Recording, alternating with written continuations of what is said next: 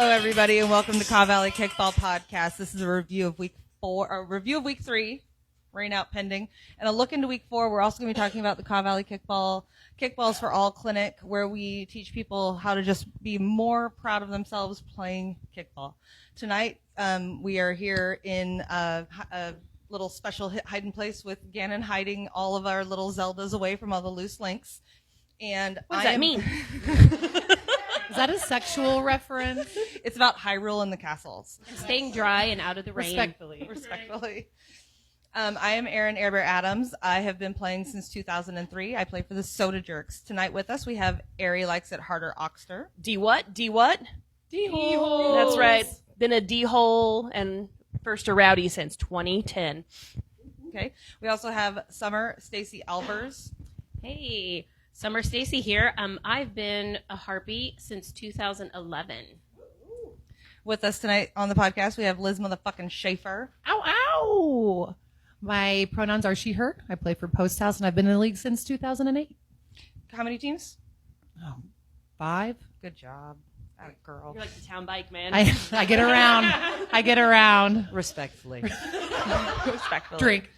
We have Chelsea Miss Scandalous Scanlon. Screamers! I've been in the league since 2009. I've been watching it for longer. Ooh, she's a voyeur. You like to watch? Watching who? Watch. Watching you. We have Kristen Cullihan Sutterstrom, KCS, Chrissy. Hi, I'm the baby, I guess, of this group. I've been in the league since 2012. Have probably seen me on Wednesday nights, and I'm currently on JB's Califusion Vibes. Hang 10, everybody. Ooh, them vibes. Yeah. That's a tongue twister. Mm-hmm. Yeah, we also have Andrea, Bossy Chavez. What's up? I've been in the league since 2006. Currently with Bald Beavers. Been on quite a few different teams these days, but you know, Cougars kind of always been around haunting me all this time. This room is full of Cougars. We can't be afraid of them. Well, I'm the kickball mom here, so I'll be the one keeping everybody in line. And I want to say thank you very much to Riley Kester for helping us with some of the fun scripts and little blurps we have going on tonight. She couldn't be here. She's moving into her new house. We miss her. We hope she can join us. And Lady Megan Hammond, who is normally here with us, is on call, I believe. So those girls are out saving the world without us. We're gonna do. She might do a pop-in. She might. Oh, that'd be amazing. We are gonna do a couple drinking games throughout the night. We're obviously going to have some drinking words. Those words tonight will be rain, Drink. Talk about rain. Obviously, we're drinking, and respectfully has made a comeback. Respectfully. We expect all of you listening at home to participate, so feel free to love it imbibe. when the listeners play along and then tell us all about it in the chat. There's a chat on the Facebook group where you can comment, and some of us might see it. You can text anyone who's here if you have something you want to add to the podcast. Just keep in mind there is probably a 20 second or so differential in what we say and when we see or hear what you post. So if you're moving along too fast and you have something fun to say, that's fine. Just give us a shout out. We'll try to keep an eye on it, and if we don't, then apologies. So getting into kickball, obviously, Kickball for All happened last week, and a lot of us have a lot of things fun going on with it. I was there. Who else was there? I was there. I was there. I had to work. Oh, no. I was a lazy ass. All right. Okay. It's okay. There were a lot of people there. A lot of people there. A lot of repeats, a lot of new faces from other leagues. Mm-hmm. We saw some folks from the Stonewall Casey League. Yes. Yes. Good turnout. They had a yes. They were so excited and had such a good time, and it was real fun to have them back out again. Yeah. And the massages were amazing. Yes. I know you got one that kept going and going like and a going. 45-minute just hips and feet, like Yeah. he really rubbed my plantar fasciitis out of my body. I felt like my body, I don't know, just released. And I want to give a special shout out to all the volunteers that came out. I had a list of volunteers, And then like 5 extra people showed up wanting to help. So it was really great that we didn't have to worry about anybody. Like we did have a couple no-shows. That's okay because we had like 5 other people like pick up the slack. So yeah, we couldn't do this without all of the volunteers that come out and help make this clinic what it is. We did KIFA about a month earlier than we usually do. I love that. It was nice because it wasn't, super sweaty balls hot out there. It was a perfect day to be outside and run around. But and the week the final week of coming up to KIFA, it was a lot of stressful texts back and forth and don't forget this and do we have this and all that. So I just want to thank everyone that helped and didn't get too annoyed by myself or Aaron. But bitches get shit done, and respectfully, we got it done in the shortest amount of time possible. So let's do our cheers. Cheers. You know who you are. And I personally love having it earlier in the season. I know my best game of the season is always the game after the clinic, and this year it was no different. And it just gives everyone such skill. The drills help, even if it's stuff the refreshers. So I love having it early in the season. I think it helps every player out there. And I think that a lot of people learned a lot of things. I heard the Stonewall players give a lot of kudos to some of the volunteers, and they all really enjoyed it too. So I like that we open it up to everyone as well. Yeah. So this year at the Kickball for All Clinic, obviously we said Stonewall was there. The last year's charity, the Special Olympics, a lot of those people were able to come out and join us. And the 2 charities were actually able to come out and join us this year. Ari, do you want to talk about one of those charities real quick? I would love to. The first one I want to talk about is The Willow. Was founded in 1976 by a group of women sitting around a kitchen table trying to find ways to help women leave abusive relationships. They created a network of safe places like private homes and businesses to hide women and children fleeing domestic violence. As the first domestic violence agency in Kansas, it has grown from a small group of volunteers to a staff of over 30. Today, they answer more than 3,000 crisis and referral calls and provide adults and children with nearly 13,000 nights of safe rest and 14,647 individual services to our friends and neighbors in Douglas, Franklin, and Jefferson counties annually. Shout out to Willow for being there because they do a lot of work. They've been around for a while, and a lot of people don't realize how much work they put into this community because they keep it kind of secret. That's kind of the perk of when you need help, people not being able to find you. The second sponsor we had there was Lawrence Pride. Kristen, you got a little bit about that? Yeah, Lawrence Pride is an organization dedicated to supporting and advocating for the LGBTQ plus community. Its mission is to create a safe and inclusive space for all individuals to celebrate their identities and empower them to live their truth. This year's Lawrence Pride will take place Saturday, June 7th, this Saturday, with a parade on downtown Lawrence at 11 a.m. and a block party in South Park after the parade. Thanks to Red Lion for being a sponsor and including KVKL in the event. That's right. So that's this coming Saturday. I believe that we're going to meet somewhere and decorate Chris's truck, and we're just going to get together and walk the parade for the most part. There's going to be Kickball for All koozies being passed out at the parade. There's only like between 50 and 100. I'm not really sure how many we made. So there's a limited amount of those. If you come to the parade, you might get one. And I think we're going to be passing out KVKL stickers, badges, and pens from the merch pile. So if you come out to the parade, you might get some free merch. Obviously, see us. If you want to help with any of this weekend, you definitely can reach out to, I believe, Cal or Chris Neverby for any information on how to help. And it will not rain. Rain? What? Rain. So more about KIFA. I got a couple of notes from a few people who, yay, drinking. Few people who had been there. Riley Kester obviously was there. She wanted to be here tonight. She says, I would continue to love the kicking station every year. I would love to do more kicking in the future if possible, more kicking drills. Thank you to Jess for showing me a new kicking technique. It successfully was employed during one of my kicks this game Sunday. So that was Shirt Factory, Riley, and she was obviously able to put her brand new skills or hashed out some of her skills, got them to use. Other things about Kickball for All is we have a whole bunch of sponsors on the back of that shirt. So I'm going to list them really quickly. We will talk about them in depth later.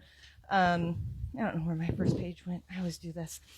So the sponsors are Scott Temperature, Young Spine and Joint, Empire Bar and Billiards, Nourish Training, Learner Real Estate, Up to 11 Productions, Grandstand, The Bridge and Body Wellness, LFK Lisa Frank Kickball, Noelle's Massages, and Thrive It Financial. If you're wondering if that's a lot of people sponsoring, it is. But all that money goes back to our summer charities.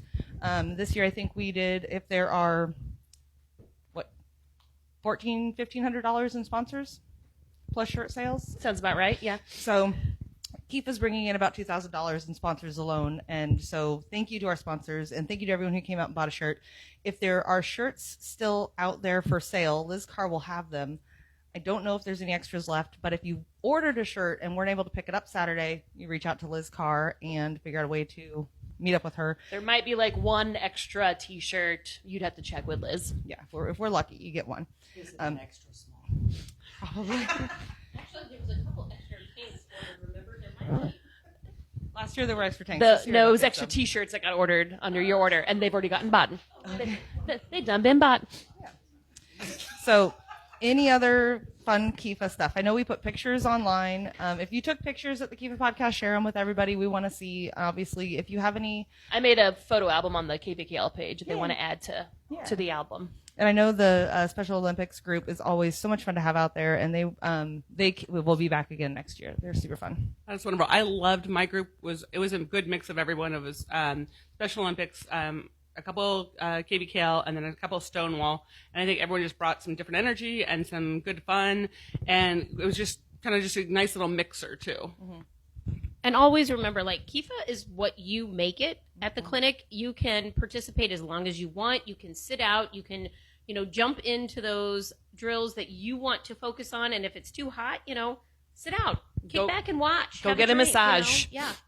I think this is one of the first years that after so we had 4 stations, and when everybody got through each station one time, we stopped and broke for food. And then it's the first time ever people scattered. We didn't end up even doing a bunting drill or a scrimmage, and I was just floored. I was like, where'd everybody go? It was hot. Everybody was later.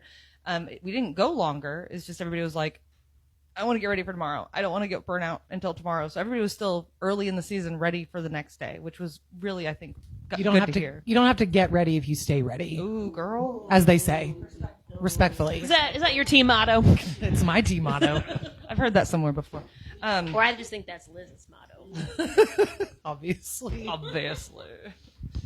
We always ready here.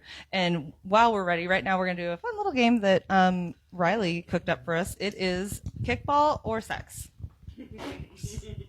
But both. Do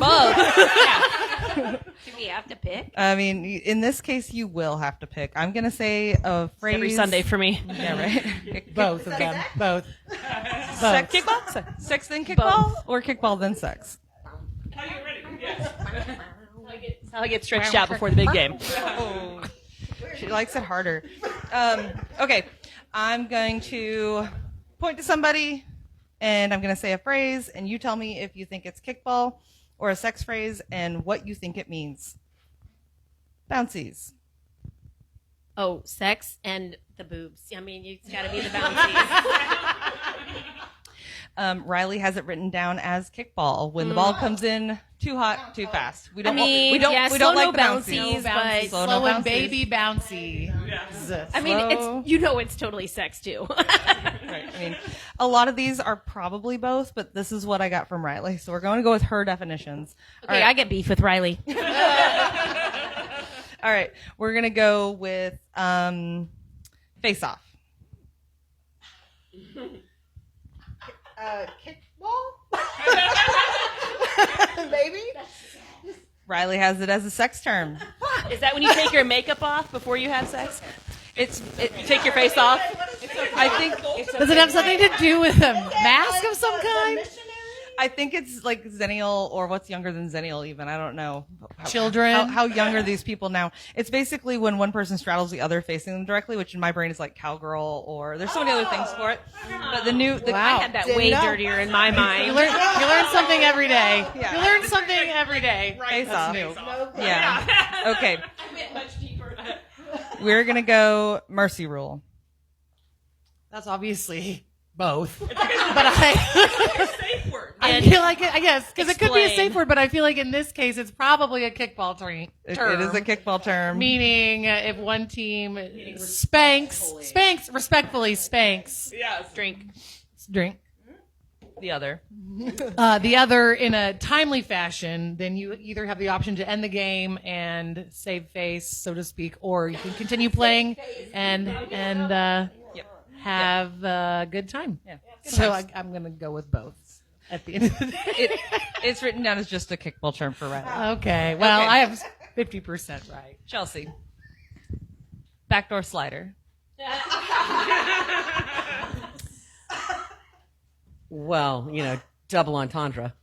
I'm sure it's probably both. I would assume that she's probably going kickball though, with like some kind of sliding in underneath somebody or from behind You're them. very close. It's a pitch. It's the same thing in baseball. Backdoor slider pitch, kickball pitch. It's when you pitch it out to the outside of the zone, and then it ends up going over the plate where it looks like it's going to go. Yeah, foul. that shit's Oh, getting that's a thrown city- back. Yeah, that's a city league pitch. City league Yeah, pitch. city Yes. league or Yeah. traveling Also known team. as a garbage no pitch. PBKL shit. Respectfully. It's basically a pitch that Pitch looks was garbage. Like Throw it back. It's a Throw it pitch that back. looks like a ball, and then at the last minute breaks back towards the plate and would be a kickable or hittable pitch. a It's real a baseball dick term and move. a kickball term. Okay, we're gonna give one to. I think we are all going to have beef with Riley after this one. We're gonna go with Ari. Sharing a pizza. Aw. You do that with your husband. That's exactly why I gave it to her. There's a lot of kickball. There's a lot of pizza in our house. Sharing a pizza. I'm gonna go sex. Yes. Yes. It's listed as sex. It says a metaphor that emphasizes mutual appetite and enjoyment over completion. Word. I know learned how you something like new to today. Respectfully. We know how you like to complete that pizza, Ari. Okay, we're gonna go, Kristen. Entering the castle. Entering the castle. Oh, well, the hardcore nerdy teams have kind of disbanded in kickball. I mean, they've diversified. I guess I'm going to say sex. It's listed as both. Oh, okay. You got the Explain. trick question. Yes, I have questions. Entering the castle is when you are advancing to the next best base. Say what? And sexually, what is it? Yes, and where's the castle? Advancing to the next best Gotcha. base. Oh, Second base, this on the touching the internet? booze. So in any sport, it's the same picture. Okay. It's the same It's picture. the same. The It other- literally is both. We're not going to do all the rest of them. The other options are pickle, kickball, second base, both, Both. reverse scoop, Both. sex, Debatable. a variation That's of totally spooning. kickball too. I Reverse would scoop say. anything you want. Totally kickball to the reverse scoop. Bald beavers. What is it in sex though? Sex. Bald beavers. Both. Both. Both. A bullseye. Sex. It's Both. a vagina slang. I've literally never heard that used ever once in my but life. If you hit somebody in the Respectfully. ass with a kickball, that's a bullseye. That's a bullseye. That's a bullseye. All right. Fair territory. Kickball. Swinging 69. Yeah. Explain this one to me. Swinging 69. Sex. Oh, it is what it sounds like. Exactly what you think it is. Perfect. Like with the swinging, like you have a partner that is not your designated partner? Yeah. I like that definition too. That works as well. Okay. Yeah. So, pineapples? Basically pineapples. Riding the pine. Kickball. That's kickball. When Well, but the wood, the We wiener. literally just said, pineapple, pot, riding the pine. it's a baseball term. Nobody has pine tar in kickball. That's Kristen's least They're favorite not making position. their wood Right, riding the harder pine is or when you're stickier. on sitting. You're riding the bench. Yeah. And then towing the rubber. Will you step over to the base? Kickball. It's when you Kickball? kickball. It's When you- pitcher. It's when you- pitching. It's pitching. Oh, yeah, over the line, over the little. And then the two hole. Sex. What? It's this. Two in the stink, one in the pink. Or the other Called way. a shocker. Is it two in the stink Two or in one in the stink? Maybe that's what that is. No guns allowed. What is It's your batting position. You're in the two hole. Oh. I like like the new deck. definition. But we can go with both. Okay. My bad. Now that we've gotten a little freaky and had a little fun, let's talk about what happened. Kickball happened last week. Oh, freaking naughty. Ricky Dinky like. There should be score sheets all over the place. Sunday recap. I've got Field 1 YSC Invictus Fitness Field. And for those of you who don't know, you can sponsor a kickball field this year and probably next year. Right now, only two people have stepped up to pay to sponsor. Aaron, I've got What's the cost on something? Yeah, where can I find information about this? I have information on Do you this. really? Tell me more about this. This is the KVKL sponsorship levels. So we're now, with our new 501c3 status, the league has amazing opportunities for sponsorships to increase our charitable giving and help cover the cost of running the league. Currently, our biggest concern is when it comes to the cost of running the league is the rising field cost tariffs, right? Am I right? Our goal for our first year as a 501c3 disrespectfully, is to obtain enough sponsorship to cover the field so the registration fees can go directly to our charities. This year, our field costs were just over $14,000, which includes the charity tournament, ref clinic, KIFA, and game days. Below are the sponsorship levels we've come up with for this year. They'll be on the website soon. I think they probably already are. They are on the website. It was tricky for me to find, but that's just because I didn't know what I was looking for. But all the captains got these emailed. I'm pretty confident the captains were all given it. It's They were. when you go to Kaw Valley Kickball, there are tabs at the top. It says sponsorships. It's right there. It was really hard to find, you guys. It was really hard to find. You got the lead-off single for $100. You get your hyperlink website listing and admission to auction. The base runner, which is the double, $500. Everything in lower sponsorship level, podcast sponsor, plus a periodic social media shout-outs. The triple play is for $750. Everything I said above, plus a banner displayed at games and events. The home run, everything in the lower sponsorship levels. Sponsor, there's no price on it. This is like Kickstarters where you're The home run. you get everything plus. Sponsor a field for a season. There's $1,500 for a YSC field, $2,000 for Hobbs Park for the home run level, and the Grand Slam, community partner, reoccurring, everything in the lower sponsorship levels. You get all that, and we mention you all the damn time. All that and more. All that and more. So if you've noticed, you've heard Invictus Fitness Field and what is Field? What is Hobbs? Thrivent Financial by Brandon Shreve. They paid for you to hear that. So go check out our sponsors. Our sponsors pay money and they want your attention. And please check them out because they're helping us give money to charity and they're helping you play kickball. So let's talk about kickball in YSC 1 Invictus Field at 5 o'clock. It was late fees 2, Free State 19. Did anybody get to watch this game? I didn't, but I did get to talk to Lindsay afterwards. Yeah. And she gave a shout out to Allie from Late Fees. Yes. Saying that she just made this great over the shoulder catch, which it's mentioned in the notes too, but this running over the field catch. And also that she said her kicks were great. I didn't see the score, but Lindsay called her out and said she was probably the MVP of the game, she thought. Yep. For Late Fees. She told me she had beautifully placed kicks in the corner right behind third base, and she goes, "Man, if Simone Biles saw this, she'd be jealous. It made me jealous." So that's coming from Dieter. Like, Yeah, and let's go, I Lindsay actually Guider. had that exact same thing in my notes. I said the pitcher with a flying leap over the shoulder catch. I didn't know her name, but I was like, "Oh my gosh, this was amazing!" Yeah. And then later in the game, maybe the next inning or two, there was this pop fly, one that literally I felt like it hung there for a minute. And those are the worst because you have way too much time to think about it. And the second baseman caught that and there were a bunch of people running at her, but she was able to, stand strong and get that ball. It was a really great catch. And I thought the game was when I watched, it looked like it was a lot closer. Yeah. The innings that I got to see. So, I mean, what I watched of the Late Fees, they, did a really good job while I was watching. Yeah. So Lindsay actually sent me a note, and she said the Growlers got a lot of great jump in the first inning, and they batted all the way around plus. I think 3 women from the roster, Missy, Danielle, and Lindsay, when we were down 2 ladies this week. They got base kicks, 2 Growler ladies scoring, superb place and situational kickers. This shit must have given Growlers leadoff Aaron. Let's give him all the shit for not getting on for the start. He got a second chance and bombed a homer, not his first this season. Missy played catcher a few innings, and I love to see the shakeups. I think she got a quick jump out of the box that would have thrown a late fee out for a great bunt. Can't remember who it was. Late fees laid down a handful of good ones, except for Aaron, who couldn't hold it on first. Sorry again, Aaron. And then she gave a shout out to Miller from Late Fees. He's an OG kickballer. He's been playing forever.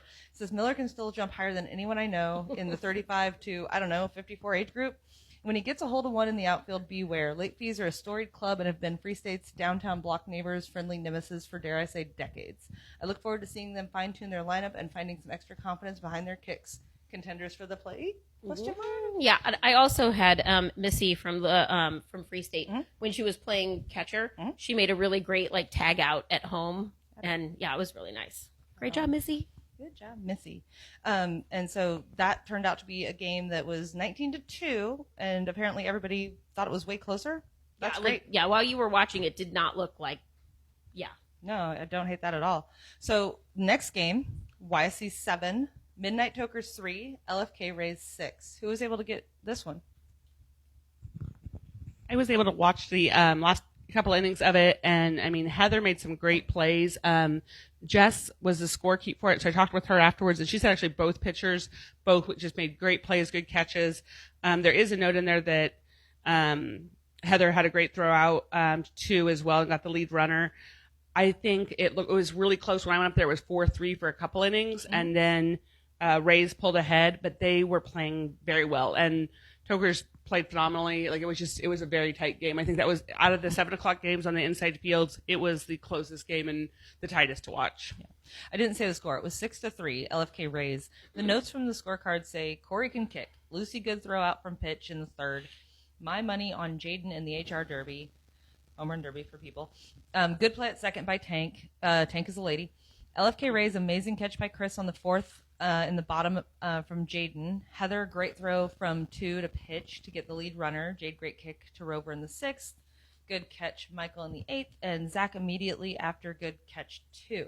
So a lot of notes that are kind of vague, but they get the point across. There were a lot of good plays, and the score being close is a good note of that. And I could say Jade made the in-game catch too, and it was just a really great one too. I mean, it's like, even if it is just like you're saying, oh, it was a good catch or it was a good out, but when you're watching it, it was just like, oh yeah, hell yeah. It was just really pumped because it looked like it was going to burn. Just snatched it. It was great. We do love a good snatch.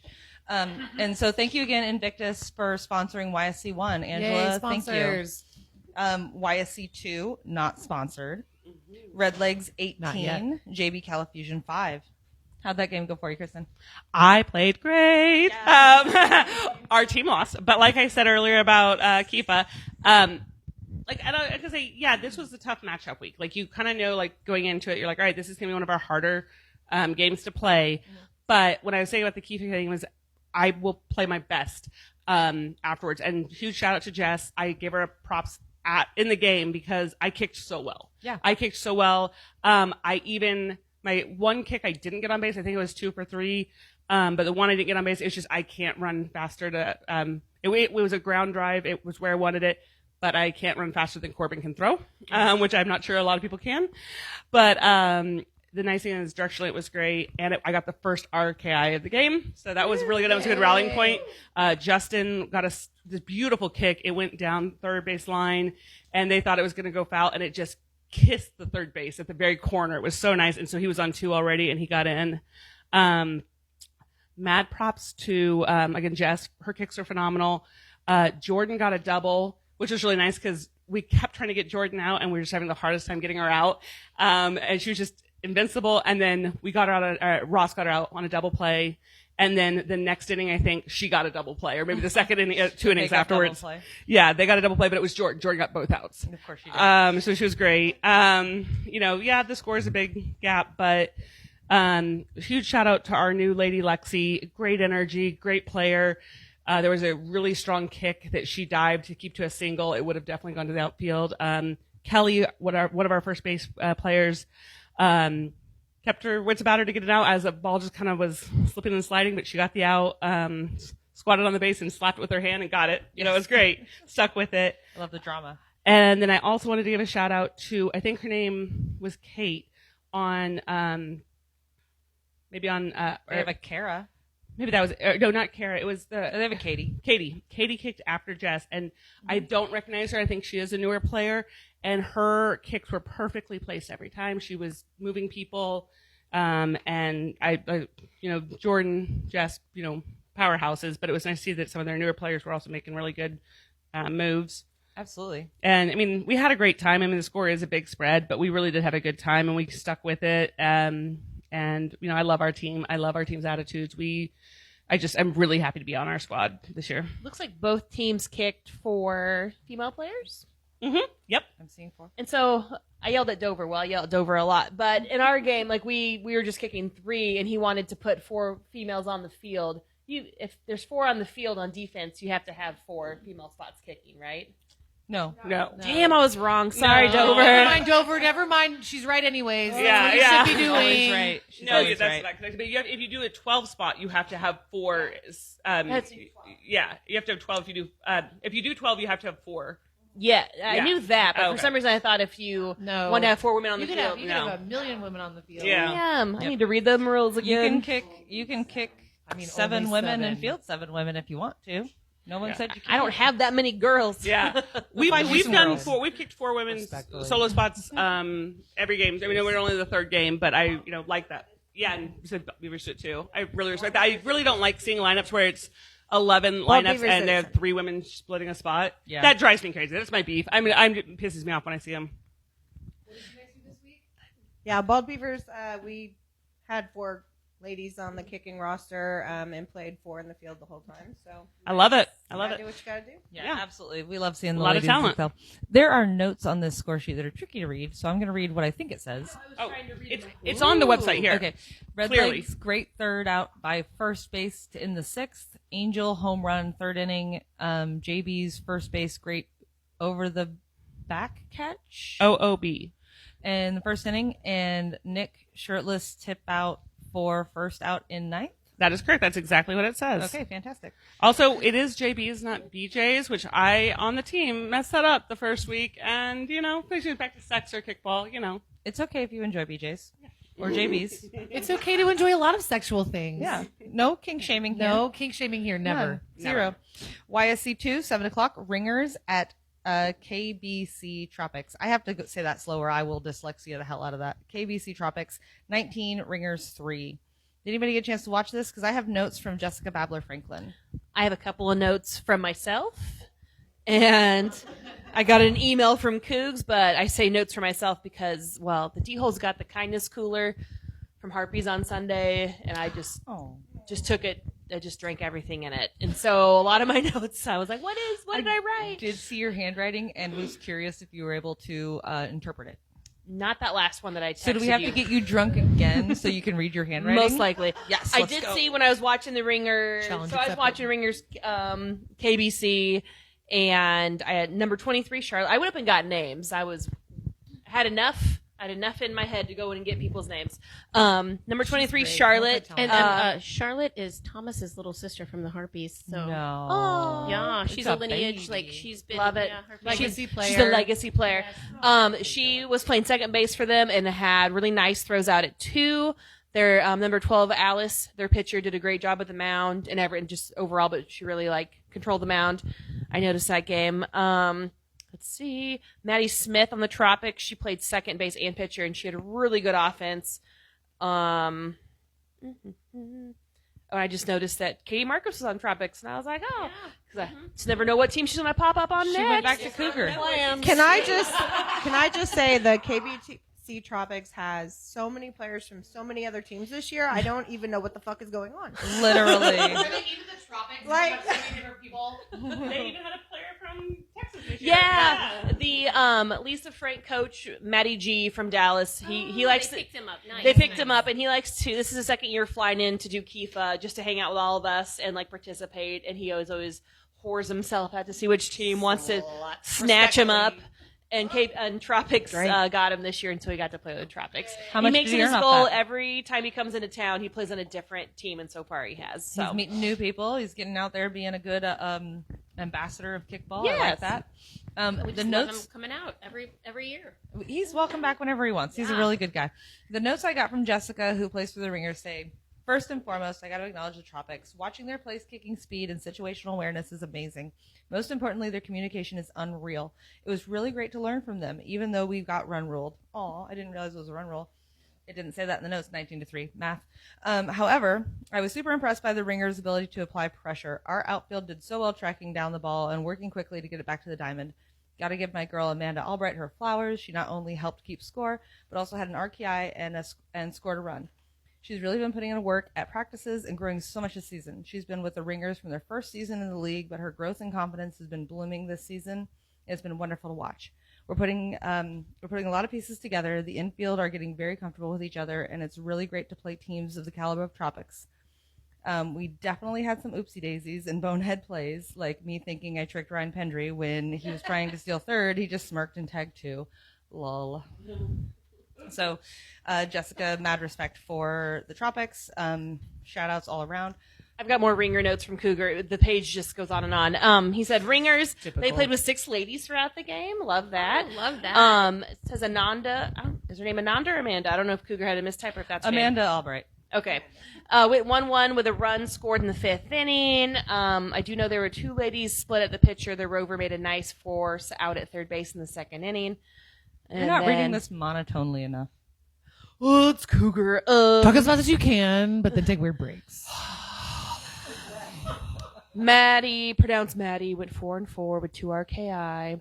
It's like he's in the room with us. She had a really good bunt. I know I just feel like I'm reading like Napoleon Dynamite. She had a really good bunt towards first base Both? that scored the first run for Tropics. Respectfully. She had another good bunt towards the first baseline again for her 2nd RKI in the 6th inning.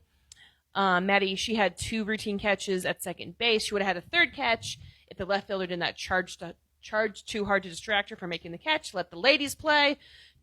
Respect. Katie went 2-4. Kylie did not get on base at 4. What? Katie went 2-4. Kylie did not get on base in 4 at bats. So she caught a line drive in the 6th inning for the 2nd out. Morgan went 3-4 with 2 runs scored. What is this? If you care to read this, do I? There are notes on the bottom of the Tropics score sheets that didn't make it to the website that say delicious bunt up first baseline by Katie in the 3rd. And then I was talking about all the players that used to play for other teams that are now playing on. okay. Okay, yeah, enough. What we just talked about, yeah. Cougar, you're Like, not here. literally, bro. when you said something about charging, I was like, somebody charged the pitcher? Cougar, we're done. Only Tropics. Okay. Yeah. So before we get into game number 4 on field 3, we're going to do a sponsor shout out for the Kickball podcast tonight. We're going to talk about Scott Temperature. They are our highlight sponsor for the entire KIFA clinic. They are your hometown heroes since 1945. That's 80 years in business. They're celebrating this year. Locally owned and operated, women-owned, and family business is now in its 3rd generation. Decades of expertise, they've built a legacy of unmatched quality and service. Long-standing presence in the community reflects the commitment and reliability, integrity, and excellence.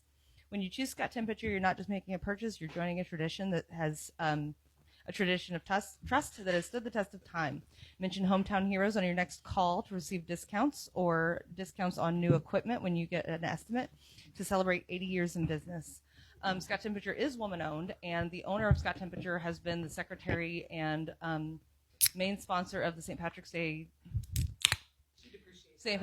parade almost since it's been around. So if you are interested in charity events, Scott Temperature is definitely one that puts their money where their mouth is and helps and stays local. There's a lot of HVAC companies in this town that are getting bought out by bigger companies right now, and Scott Temperature is one of the very few that is staying local. And I know they help out at Peasley Tech, and they do a lot of stuff for the Girl Scouts. They do.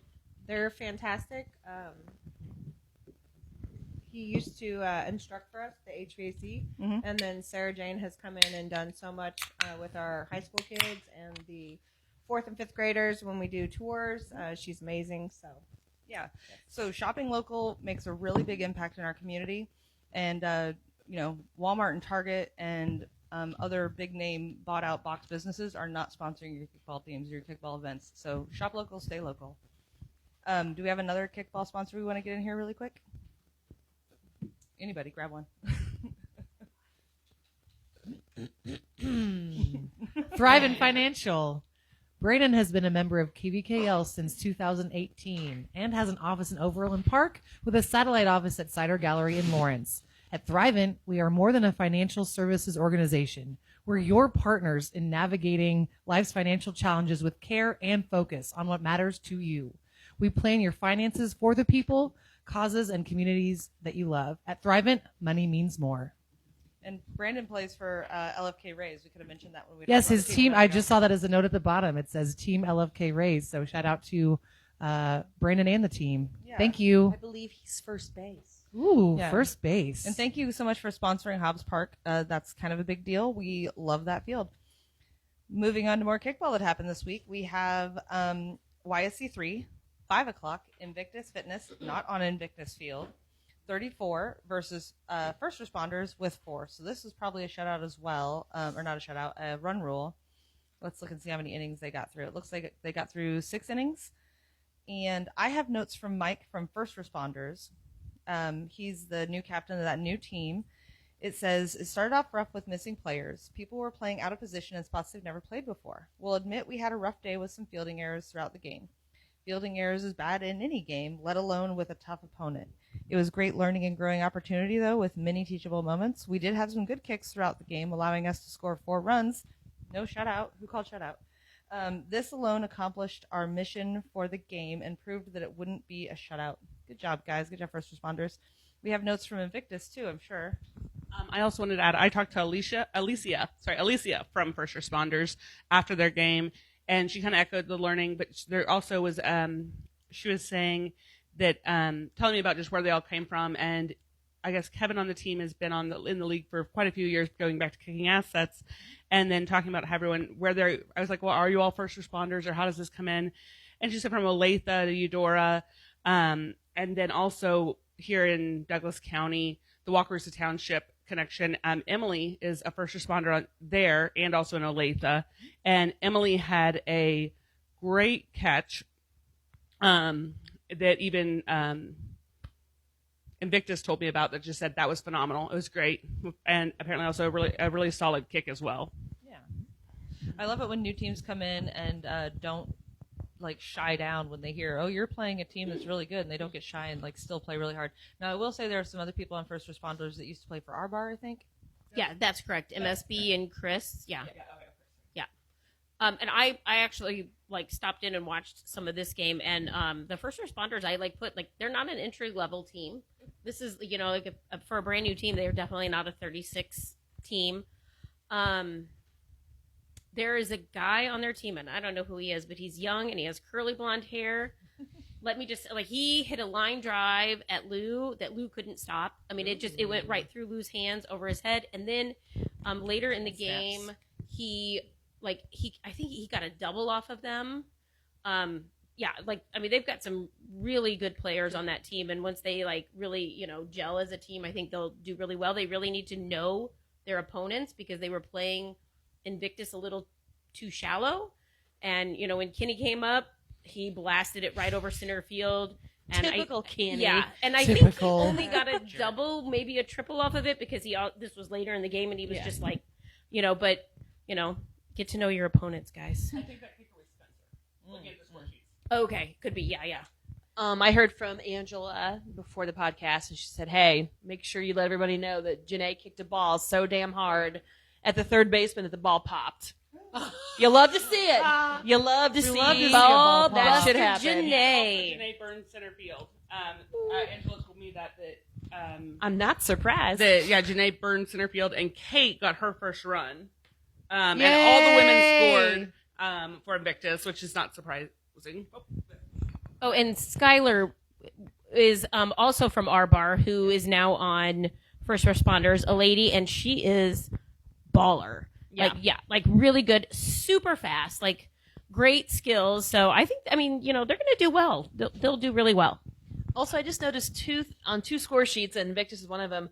They mark C next to their captain. Like you're supposed to circle. Well, they're supposed to circle it, but they still marked it. Yes. I've never done that It once says- in my life, so I'm going to start doing that. You're learning It does so many say things on here today. you're supposed to So circle much it. today, New things guys. today. It does say to circle the captain on here. Well, But as someone who I obsess over score sheets, and I have a lot, I'm going to say this for Say the Beef. But also, I do hope that First Responders, knowing it's poached, I hope they stay together. Alicia just said they all were really good friends. They all really liked each other, too. It's how they pulled in. And I just really do hope they stay together because I think if teams stay together and get better together, that's even I love that. I love that for watching teams do that. I think that's one reason why everyone is so endearing to Empire. But as some, I just really appreciate that. Agreed. And my brain just disappeared for a split second. I Where'd don't it know what I was go? gonna say. is it because of the rain? Yes. Rain. Blame it on the rain. Oh, score sheets. When you go to Ka Valley Kickball official score sheet, it's in front of you, and during the game, when you're filling out your lineup, it says team, field, mark, male, M, female, F, or non-binary, NB, for all players, and circle to denote captains. Which Right there at the helps top. because captains are supposed to be the only ones talking to the refs. So the scorekeeper, who is also a ref and needs to have eyes on the games, Yes. Thank you. and whose voice is equally as important, it is not a passive role, can look and see who's talking, and they can say, like, even if it's not your normal captain, you can denote for the game if your captain's out of town or your co-captain's out of town. For the game, you can say, for the game, someone else is stepping in, and then they're the one who's supposed to talk to the refs. It's very subtle, but it's also really important. Super important. That way refs can just say, you're not a captain. Your attitude is not indicative of this conversation. Shut the You're fuck not up a- you're not a respectfully. thing. I mean, we've all been in the league for a long. Like I didn't know about the captain. Like, I didn't know that either. markage either. That's been on the No, score sheet since the score sheet. I know. Apparently, I do the score sheet all the Obviously, time. And I I would really have. never read I'm a all that. glancer. What does That say font about is me so as a person? tiny. It is. I know. I'm ready right at the top. I want right my at the top. This is Kristen's I beef. don't have She my found her beef. bifocals on me. I can't read. Where's it. the beef? Things that I It's on can the score read. sheets. Too loud. Damn, there's only 7 of There's us. just a This lot year. of passion. There's just a lot of passion going into I this. gotta work on adjusting these We knobs. all really care about the score sheets. These knobs. We These knobs feel- are hard work, y'all. More knob work.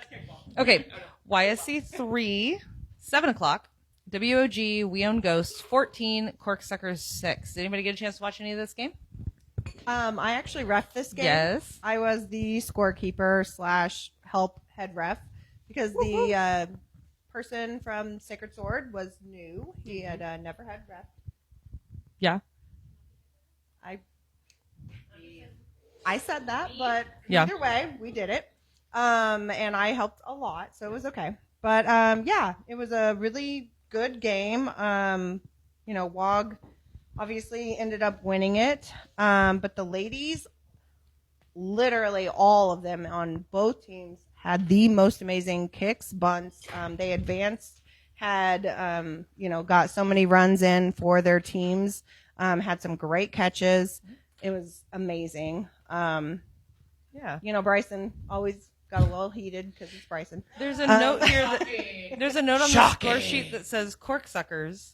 Bryson was not happy about a few calls at home ref, interference in bottom ninth to have Sarah safe at first. So it says Corksuckers Bryson. I assume that means the Corksuckers page had the note, Yes. not the Corksucker that Bryson plays for Cork. Okay, I was like, the way it's written, I was like, Corksuckers Bryson. He plays on the WOG team. Okay, so That's when he got upset. okay, that tracks. That tracks. Aw, big Um, feelings. So Big my note- feelings. I got notes from Clint Curtis, who's the captain of Corksuckers. He says they played a great game, lots of nice kicks strung together, good base running, and good defense. Consistently put up runs throughout the game.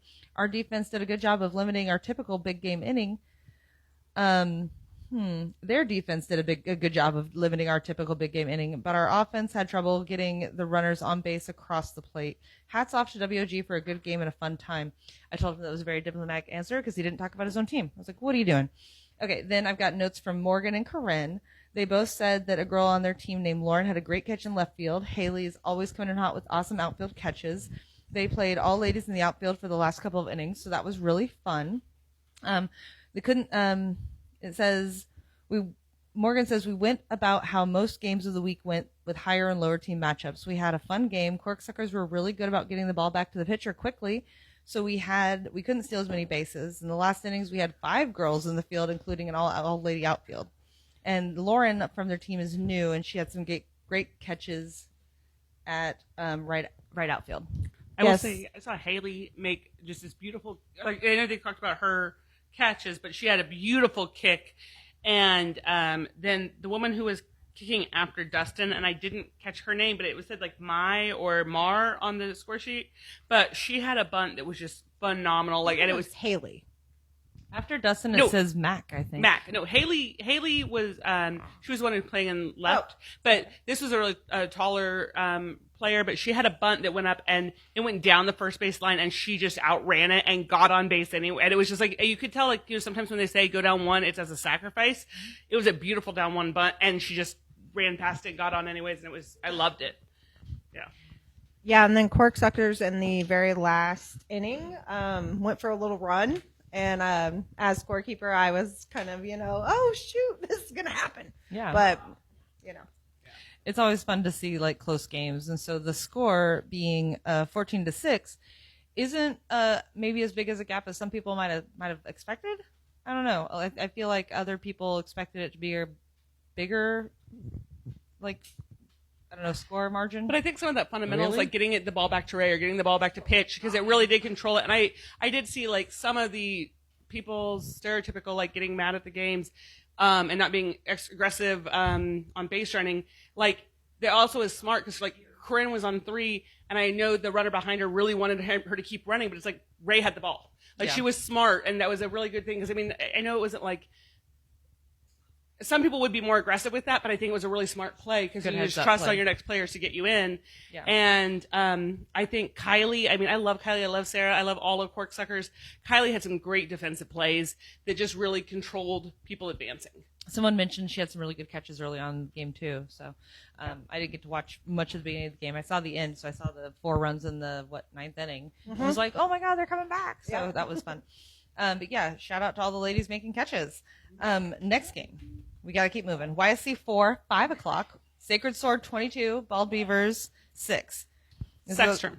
Yeah, this is our own bossy bitch. Let's go, bossy Bald Beaver. woo, woo. So we actually came out strong. We held them in the first, and we scored. They did not. Ooh. So we were super pumped and excited moving forward. Then by the 3rd inning, they were only up 1. Then the 4th inning happened. I see that. Yeah. Yeah. And they scored 15. Yeah. I will say when I got there, I walked to the not Kristen's game because I knew Kristen had that one covered, and I was trying to cover the other 3 because I didn't know you were going to be doing this tonight. I didn't either. So I was and I was like, oh, this is the game I want to watch because at that time it was like you guys were holding you Yep. were in there and you were doing this so amazing, and then I had to go to another game, and then I came back and I'm like, oh, Well, yeah. but it It's was all it your was fault, so Stacey. fun. I know I should have stayed there, but Bad it was luck. a really great game to watch at the beginning. Those first 3 innings were so much fun to watch. Yes, yeah. We had some great offense, and we were kicking great. All the ladies, myself included, Yeah. kicked phenomenal.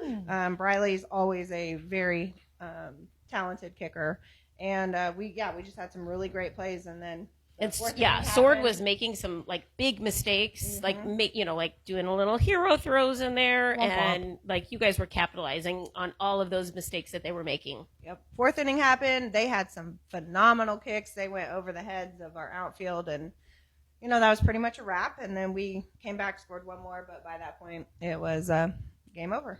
So The score sheets say one note: nice infield home run by Franny and Devin. I think that might have been Sacred Sword then. yeah. Okay. Now I did get notes from Marisa and Alicia from Sacred Sword. It says, Marisa says, I want to say I'm so glad I'm playing with Sacred Sword. It's been a while since I played with a group of players that get along so well and have constructive criticism, great feedback. The captain does a great job of giving the ladies equal play, which helps us keep from having to fight for positions. It happens way too much in the league, so it's nice to be on a team where there's no animosity. Let's talk about the game against the Beavers. They shut us down in the first inning, but we quickly got into a rhythm on both defense and offense. Josie is a great pitcher and does well at place kicking. Alicia was the first lady to score, and after that, almost all the girls crossed home plate. Even though I wasn't one of them, I was positioned to help move the runners and help some RKIs kicking and bunting. Chase, maybe? Is there Chase on the team? Looks like it. Chase made a great play at second with an assist from Alicia at Rover, and MJ is great at base running. All the guys did what they had to do to get the ball back in play, to stop the pitcher, to stop runners. They're fast all around the bases. The Beavers ladies are killers. Their pitcher gave us a rocket pitches all day, and their second basewoman doesn't miss a catch. Andrea really did a great job putting her team together. It was so great playing them. So, got rave reviews from the people you played against. Yay. I love that. I love to hear players supporting players. Absolutely. We have to move on, though. YSC 4, 7 o'clock, Recess Rejects, 8 at John Denver Shift 18. I got some notes from Avery that said Recess Rejects went up 8-7 after 6 innings. And then we kicked around and scored 8 in the top of the 7th. Doc threw a runner out at first when she was playing directly behind second base. Jeff had a triple on a grounder that nearly reached the fence, and Bailey had a big-time double right up the field line. I think Bailey is such a great pickup for JDE. And Chris Army and I. Oh, whatever. Hey, don't be bitter. Don't be bitter. Stacy got beef. I love Bailey. What's the respectfully. taste? Is it bitter? No, actually, Ermi and I were just talking about that while we were watching that game. I think Bailey's just a phenomenal player. Oh, yeah. We knew we'd only have her for 1 year. I love her being at the KIFA clinic as well, because when we were at their section and one of the people talking about it and said, oh, well, this is how you catch the balls, but I never play outfield. And then she stepped and she goes, well, I do. And I love that because there's Haley and there's some other women who do play outfield, but it's not as common. And Bailey is just a powerhouse. I just love her as a player. When I caught some of this game and I did over it, I didn't know Bailey was on John Denver. I was like, oh, there's Bailey. No idea. So she was doing great. I saw her right field line drive double kick. It's like whatever. Not a double kick. There was a double kick. I mean, she double. means She that she double. made it to second. Okay, She made kicked a double. on a line drive to right double. field. Sorry, kicked a these are some double. of my drunk notes on Sunday, and She they're kicked not a double, and that is a kickball and they're not the term. best. I also I love that you typed up your drunk notes probably because could be a sex- the I written think we should version take of your kickball notes were terms and see so bad. what kind of sexual things we could make them into. Reverse definition. I don't know the name of can number do that. 14 on John Denver, but that lady had an awesome kick through the third baseman's hands. Like he is that who is it? I didn't know her, but I just saw her kick it and it went through his hands and he was just like, where did it go? Where did the ball go? It Yeah. just like shot through her hands. And then I also saw Grace on recess Respectfully. reject. Grace on recess rejects had at second base. She had an unassisted double play. I'm pretty sure that's what I Did saw. sex on second base? She had an unassisted double position on second double base. play. I swear that's what I saw. I did get Love to notes hear from that. Amber. I saw it. I was really unclear at what point the Venn diagram of kickball and sex would intersect, but I feel like this is it. And I knew it was coming. And if you all were betting at home, I hope your over-under comes through for you because we all knew it was going to happen. YSC 4 is where it happened. There we go. That's where it happened. Bailey totally knows. I have no animosity for her leaving. I love her, and good. Yeah, she's having a great time. She's having a great year. So I got notes from Amber Alva because I don't know if you guys have seen the score sheet. For us. I don't know if you guys have seen the score sheet, but two people from Recess Rejects got scratched in the game. Emilio got scratched in the third. And it looks like Ralph might not have actually showed up, so maybe he didn't get scratched. But Amber sent me notes, and she said, "Good morning. I spoke to a few of my teammates, and we felt like we had a decent start. Our team was leading 8-7 at the end of the seventh inning, but things went downhill in the eighth. Defensive mistakes and missed opportunities led to giving up too many runs. We're working with new players as much as we can. On a positive note, one of our new players, Grace, had her first double play. Woo! On another note, my husband is doing okay, just a strained hammy. So Emilio's her husband, and when I walked up to the field, it was the third inning, and he went down with the strained hamstring. He was down on the field. I ran out and was like, "What's going on?" Had to explain to them what you do with a runner on two, who goes in for the runner that goes out. It is the last out, and then you proceed as the game follows. They did add a new player to the end of their lineup after that. So their new player went to the bottom of the lineup, and then the person who goes on base for the person who gets scratched on base is the person who is the last out before them. I made that very clear. They got it going. It worked out fine. The person who was out last before them was actually the inning before. So if you're looking at the score sheet and you're wondering what happened there, there's the explanation. It's in the rules. It was pretty easy to suss out. There are rules. Some of us have read them. Rules schmools. So we hope Emilio gets better soon. David, thank you for jumping in last minute. Way to go to a new player, Grace, getting your first double play. That's amazing. YSC 5 at 5. More kickball happened. I don't know what's going on with Stacy, but she's lost her goddamn mind. Perhaps it's time that we take a short break and do some breakdancing in your living room. She does have a really big space for breakdancing. You're not right. Okay. YSC 5 at 5 o'clock. Honey Badgers 16. Soda Jerks 4. The Badgers are tough and they know it, but they have so much fun when they're playing. Neither Badgers or Soda Jerks have ever been given the kindness cooler, so we started a new one, and I think we're calling it Honey Soda.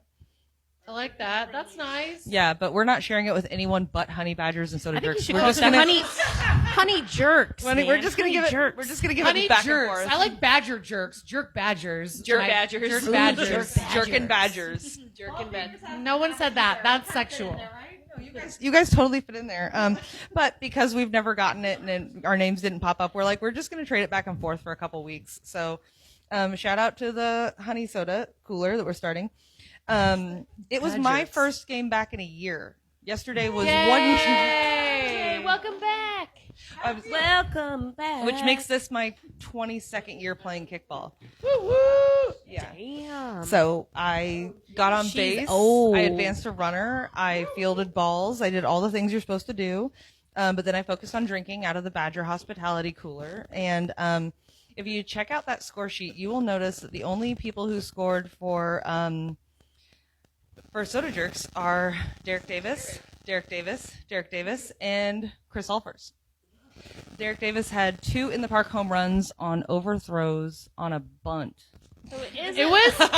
This is Liz, by the way, and I rep this game, and I know I'm supposed to be impartial, but I hope nobody saw my fucking jaw drop when I'm like, "Damn, dude, you didn't just do this We heard once, it. but We heard twice. it. You did it The jaw 3 drop. times, man. Congratulations, Derek. You had a hell of a game, my friend. He had a really entertaining game. Now the Badgers were kicking our ass handily by the fifth or sixth inning is when they were up on us. I think 15-3 or 15-2. So we were like, we got to do something so we don't get run ruled. So we started playing a little harder, and then after that inning, when Derek scored the in the field bunt home run, we all just shuffled positions and played wherever we wanted. Both teams. He literally hyped himself into that kick in his own dugout, talking to his other players. Yeah. It was wild. It was entertaining to say the least, especially for those of us being like, really? Twice you're going to overthrow a dodgeball champion who knows how to jump out of a ball thrown from 30 feet away twice?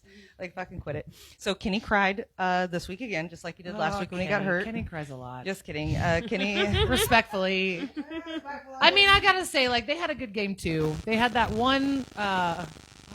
They scored runs. What was the play?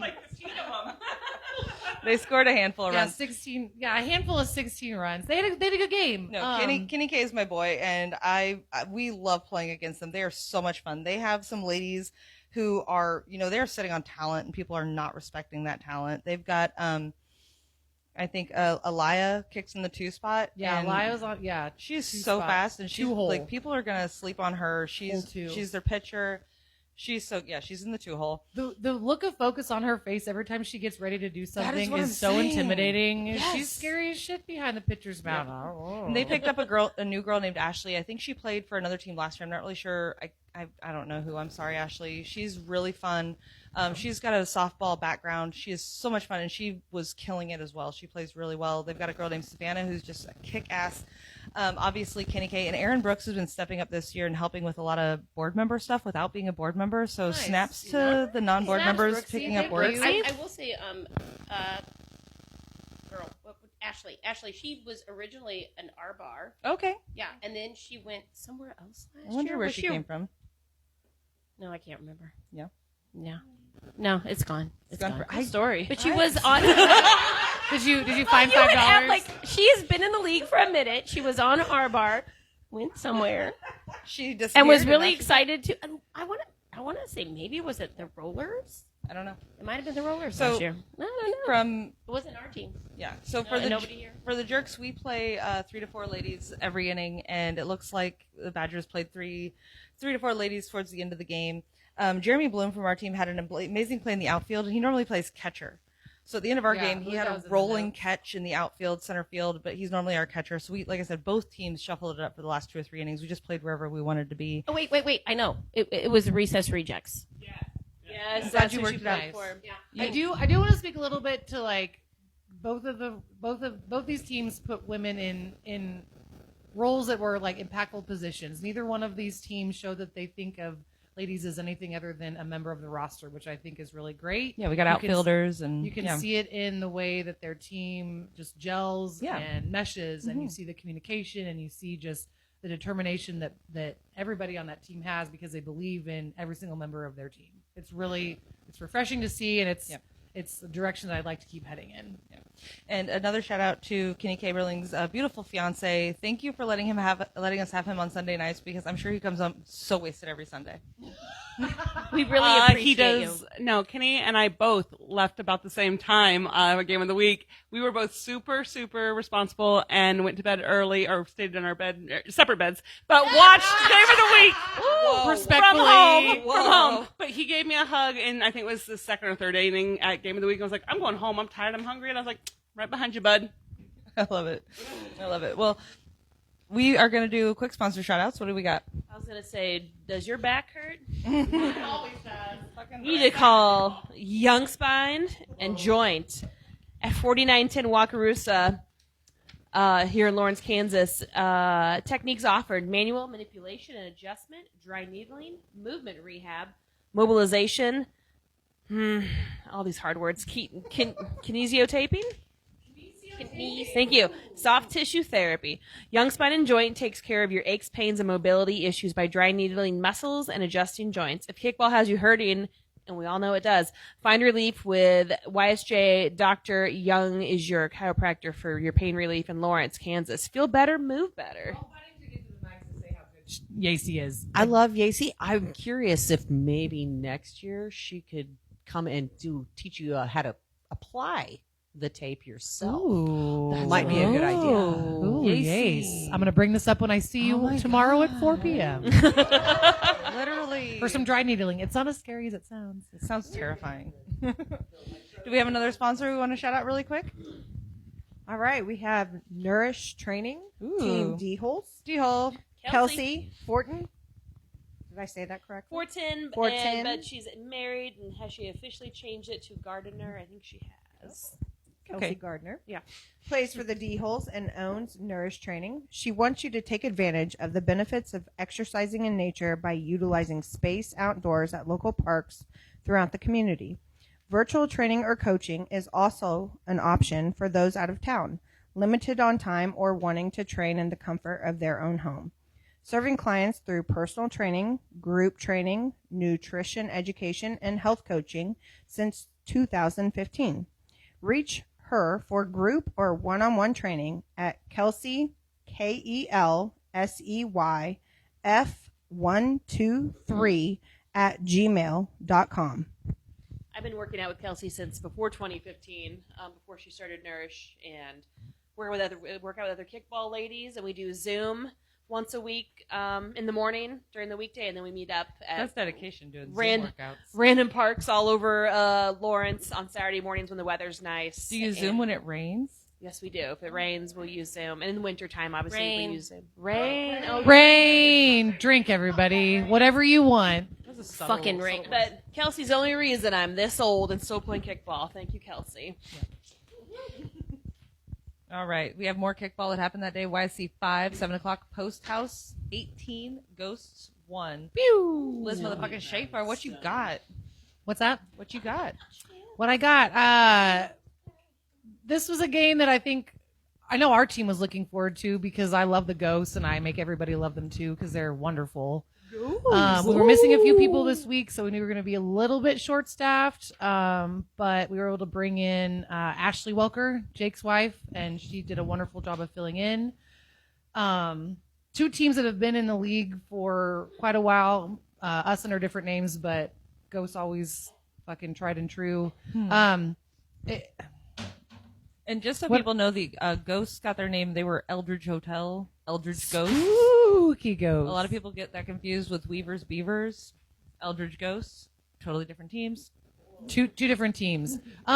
Both teams played really well. The score is more of a reflection that we kind of turned the heat up in the beginning with bunts, and then once we realized that we were maybe had the upper hand, we turned it off. We had 4 ladies in the kicking lineup. We felt very strongly that was a good opportunity for everybody to get some rotation in, but also just have some fun.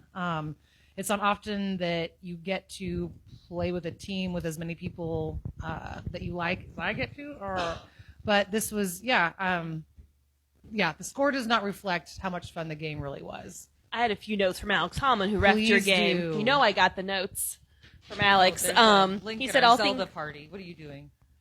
all things considered, playing against Post House, Ghost defense was very stout. He said, I think it was Jake from Post House that got thrown out at home from left. Center field hit him before he got to home plate. Yeah, it's such a tight play. Alex says, I wish I remembered her name, but the Ghost Rover pegged a sliding Blake in the head for a third out in the third or the Balake is fourth back? inning. Balake is back. is back. Oh, Yes. shit. That would have been Corey. Jasmine pitches. I'm losing it. Lexi, maybe. They've got some options. They have a lot of ladies that rotate through there, and they all do a wonderful job of Yeah. playing in whatever position they're in. He said Jasmine made 2 huge catches in the 9th in center field. It was awesome. I love seeing ladies in the outfield. Especially center. Are you kidding? We were Yes. able to just kind of release the responsibilities of playing like a real game and just sort of have fun. So people moved around, and yeah.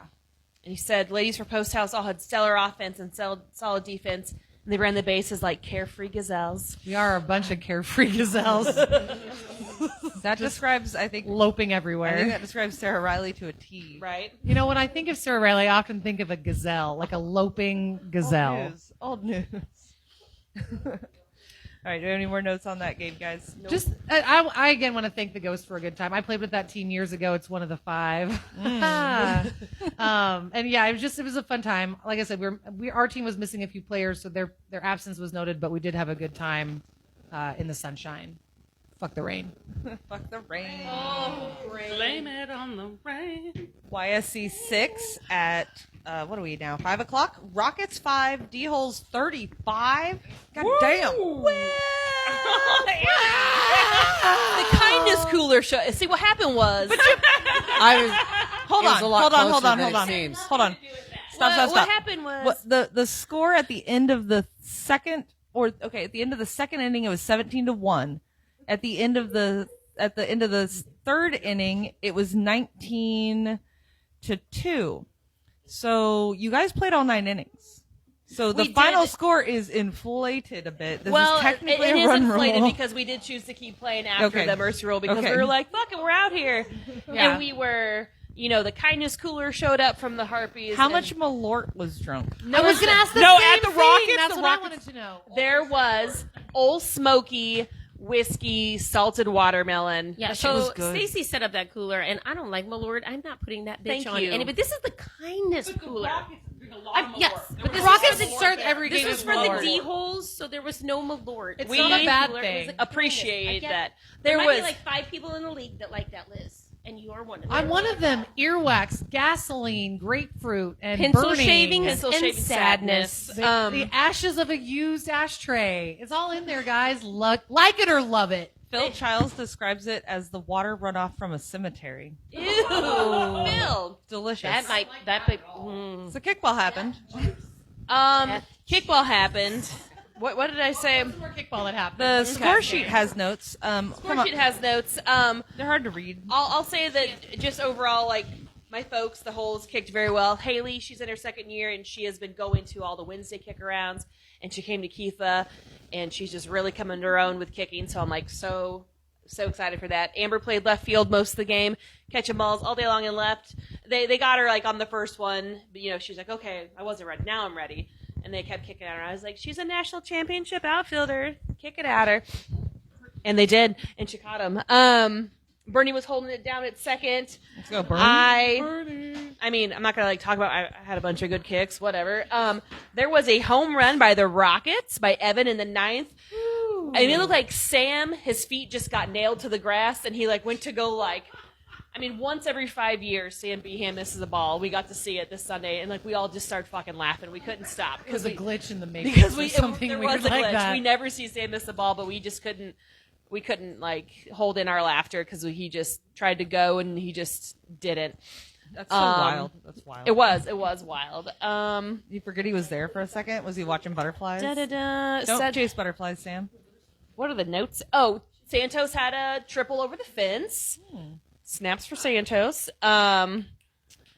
We had a lot of, this says good-spirited banter between both teams. There was a lot of banter, and once we got the kindness cooler, we were sharing shots with the Rockets. Yeah, and that's stuff, probably so- why there was less Malort. They were saving it for when they didn't have the kindness cooler. Exactly. It was a fun game, and we love the Rockets. And And they've got lovely people, and their girls were awesome, and They have the shortest shorts. one of the they do have the shortest shorts. There was a call out on the notes for Riley and the Rockets to get a double play in the third. tag and then enforce out at 2. Yes. So that is very cool and badass too. And I saw Jason afterwards speaking in short shorts, and he had a great time. Really enjoyed the game. He had a great night. The shortest shorts. He had a wonderful night. Thank you. Very, Thank you. Relaxing and Yeah, nice And- calm night. I appreciate you. nice. He made it home safe. That's all that matters. YSC 6 at 7. Thank you. YSC 6 at 7 o'clock. Empire 6, Rick Rollers 29. I don't have the score sheet in front of me. Was this a run rule? Did they shut the game down? It looks like they stopped at They- the end of the 5th. Ew, they sure did. They didn't even get. Man, that's rough. I got notes from Rosa. Her notes. So Rosa's one of the people who does not like this half and half matchup. She says the Empire would like to make it clear we are not a fan of the half games when they're won by a difference of double digits and it's almost a shutout or a run rule. It's embarrassing and humiliating for the losing team. And the winning teams don't get the competition they want. Moving on to our game. Empire caught the Rick Rollers off guard in the first inning and scored 3 right away. However, we were definitely caught off guard by their precision bunts and speed. Their defense tightened up and we managed to score another 3 runs before they run ruled us at the hour mark. Sadly, we had 2 injuries during the game, one resulting in scratching a player, Nick. Nick, get well soon. We fielded 4 women every inning. Shout out to one of our new ladies, Sydney. This is her first year. We have another first year lady, Amy, but she was out of town this week. Turn my mic off. Sydney's learning so fast and uses her soccer skills so well. She had a few teams trying to poach her already. Sarah's a badass. She plays shortstop. Gets on base regularly. Her and Sydney both went to KIFA. They had a great time. Shout out to the captain, Anna. Yesterday was her birthday. Happy birthday, Anna Landis. Happy birthday, Anna. We love birthday. you. She's done so much to bring this team where they are, and we all adore her. She gets on base regularly, kicks in runners often. Kate is our rock. She's so much fun. She's always there to outplay everyone. Tanya's smoking outfielders who come to kick. Amy's an amazing bunter, knows the field really well. Willow, obviously our star. We love it when she plays with us. We have so many ladies. Don't forget Jana. She's a nurse practitioner, so she works a lot, but she's fast and she's great at pitching.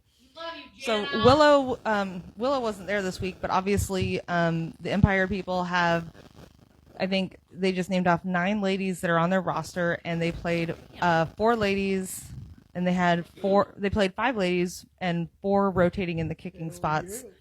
Even though they got run ruled, it sounded like they still tried their hardest. And I got a couple notes about the game from the Rick Rollers side. I know that a handful of the Rick Rollers didn't want to go as hard as they could because they wanted to make it a fun game. And a couple of the Rick Rollers were like, this is our chance to practice and just like put in the fundamentals and do drills. So, there's multiple ways to advance your team. Somebody from their team was saying something to somebody else about they thought they had to run this score up for the RPIs at the end. I'm like, that doesn't matter. They need to know. Matter. It does not matter. It does matter. Being a dick. Yeah, don't be a dick. I I just don't know if they know that. And I will say, I It think really doesn't matter. what you're saying about not knowing how some of these things work, I think, respectfully, to Rosa's comment directly about not liking these matchups, if people have questions about how the scheduling works, talk to a board member, talk to a former board member, talk to a friend, a close friend of who's been here for more than 10 years. Talk to anyone who has been on teams that, myself, that I was the captain of the 34th, 35th, 36th team for so many years, and how the scheduling was done previously. You didn't have this one week where you had to play as someone who was really so far above you. You had it for 5 games. The first 5 games of the season, I got my ass handed to me. I had to keep my team's morale up while we played teams that outranked us double, triple digits every week. And it was so hard. The new way that the board does the scheduling is phenomenal. And if you don't like this 1 week, take it off. You have enough players or do something else, but really 1 week out of 10, you have 9 others that you're really more compatible. It's not. The board is doing so good. Yeah. And also talk to the board about what run rules are. Talk to the board about how RKIs come into it, or talk to about the spreads, when that is a factor and when it's not. The board is all pretty approachable, and if you talk to them, they will give you good answers. It's not meant to be any kind of slap in the face or sacrifice of the Lambs or anything like that. It's meant to be an opportunity for teams that don't normally play each other to play each other. I haven't played the Ghost in a million years. That was the fucking most fun game I've had in 1,000 ages. Like, it's just fun to see different people, and it doesn't always happen to be like a great fun matchup for some people. Yeah. And it just, unfortunately, that's not always the way it goes. But it's better than it used to be. And I have to agree. I have to agree. Because I was on the board when we decided to do this, and it was about like making sure that we all got a chance to still play against teams that were all over. Because I wanted to play against those top teams, but I also wanted to play against my friends that are at the bottom. Like, I want to play against everyone, and this gives you the opportunity to possibly play all those teams, but your matchups. Most of your games are going to be matchups that are much more close, but once in a while you're going to have those off games where everybody, you're off matched, but you get to play a team you haven't played in like 4 or 5 years. So I'll give a good example of this. When I was on the board, we did divisions and then rank play. So let's say Johnny's the returning 1 seed. In the first 5 weeks, they would play the 12 seed, the 13 seed, the 24, the 25, and the 36. KTC would be the 2 seed. They would play the 11, the 14, the 23, the 26, the 20, 35. Every year. So that's a snake. So you're playing people significantly. The only people who had close games would be the 5 seed and the 6 seed. The 6 seed would play the 7, the 18, the 19, the 30, 31. So that is your first 5 games. And then your second 5 games would be rank play. And based on how well you did or didn't do in those divisional games, you would then play people closer to your matchup. So if your record was 3-2, you'd play other people with a record of 3-2, and so on. Now, for me, and I told this to Rosa, I was like, I've been doing this a long time, and I appreciate the fact that every team is given a chance to play up. Yes, move up. There are predetermined matchups based on previous years, so that's what we're doing now. But this is a chance for more teams to play closer to their level based on last year. And this half and half still gives every team a chance to play up. While some people consider it better teams playing down, think about it as you're playing up. You play up to the level you play. And that's just my 2 cents. And if you're trying your hardest and you're playing it out, yes, I agree it sucks to get beat bad, but I'm glad we're given the chance. It's also a very specific instance when the don't be a dick rule should be specifically applied. And I've been in the league long enough that I feel entirely confident in saying that. Mm-hmm. Yeah. So we talked about this game for a long time, but I think it makes a good note. There are people who do not enjoy losing, and they don't enjoy losing by large numbers. Even a loss by 1 is still a loss. I get that. Losing by 30 sucks. We all know that. But you had the chance to try to play against other people, and you're going to learn from it. You will. And you also can learn. There is a lot of talent and experience. I remember watching when one of those games where we were losing by double digits. I remember the team we were playing and watching how they covered home, watching how they covered bases. And I really did learn from their aggressive base running. And I was like, oh, we need to do that more. And I don't mean to sound curt with it, but I just think that, yes, the alpha team or the higher ranked team can pull it back some. Some of them would do beer in hand. Some of them would switch positions. Some would lay down.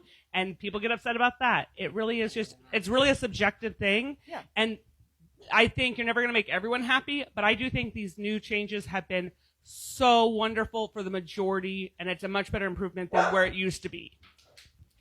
There's a That's link in our Bonnie Zelda getting her 2 cave. cents as well. Bonnie feels very strongly about that. She does. Rotating She does. players, mixing up the gender dynamic in your team. There are ways for everybody to have fun without being placating or condescending. Yes. But we have to move on. YSC 7, 5 o'clock. Jazz House 0, Global Cafe 12. And I'm pretty confident this is the only shutout of the week. And it's a top 5 seed shutting somebody out. And that's the only shutout. Oh my God, the dog has a cone and just totally biffed it. We got Cone of shame. Louis Cone in the of shame. house. Just a little recap. Louis is in the house, and he's just making sure that everybody knows that he is. Yes, he's fucking recovering hilarious. from surgery. He ate too many fucking socks this week, Oh my God. and it finally caught up to him. That's hilarious. Don't eat socks. Poor It's cone dog. Just, Yeah. Okay. So YSC 7, 5 o'clock, Jazz House 0, Global Cafe 12. The notes from Mike Zubalevich. Jazz House is young. Zubalevich. We learned how to say that on a couple years ago podcast, so shout out to Mike Zubalevich.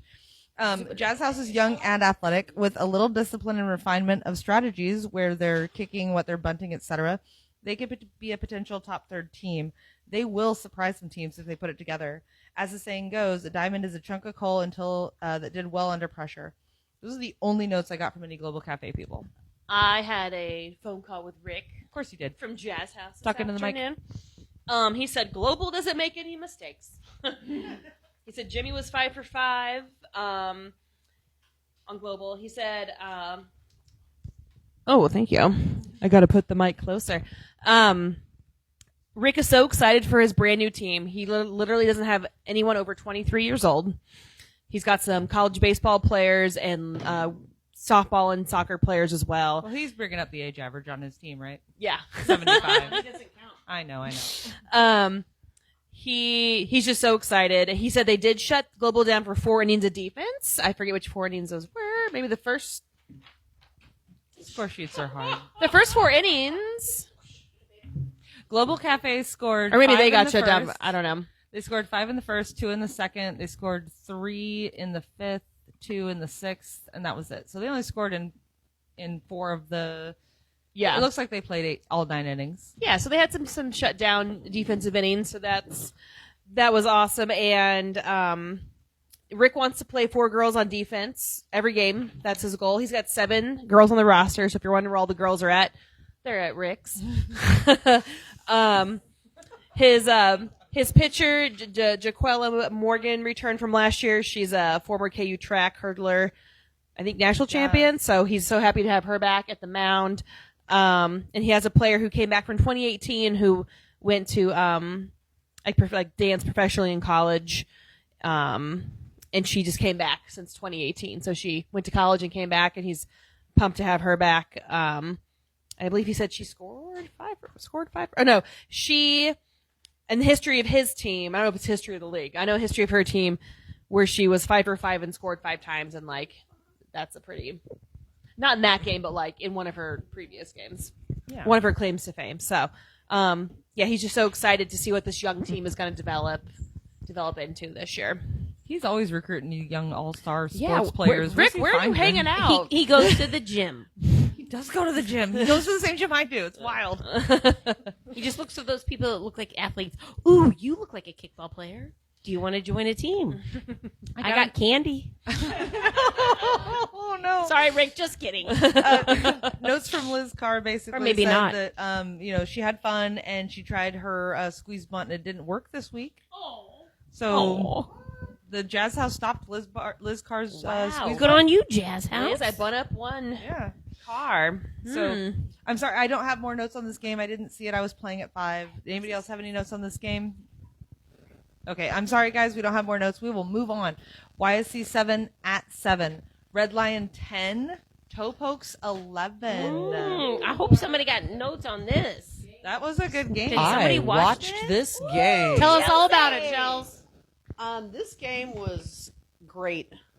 Good notes. Next game. I literally almost snotted It was fireball back out of my and nose. forth. It was contentious. It was, there were a couple of heated moments, but then there was like also brilliance, like the Todd Foster intentionally bunting a foul ball that slowly started to roll into fair territory close to first base. Like, there was just craziness. So it did it go into 10? It looks like it went into 9. It went to 9. It was Okay. I think it was the 9th inning. Toe Poke It was scored in the tied- 9th. It was a tied game with a walk-off. Okay. And the walk-off was Aaron. How many different strings of curse words do you think both teams put together? All of the curse words. Well, the big question is how many did I use while I was sitting out in the bleachers watching? That is the real question. No, but it was a We great may never game. know. There was some great plays. Like they had the Toe Pokes had a run rally. They had an inning they were really going, and like they ended up having like Leslie caught a high pop up to end that rally. Talking to the Alyssa made, microphone. like a great knee catch, because you know how she always likes to get down on her knees to get dirty. She does like to get down on her knees. And then she tossed it to Todd, and they were able to make a double play at 2 out of the deal.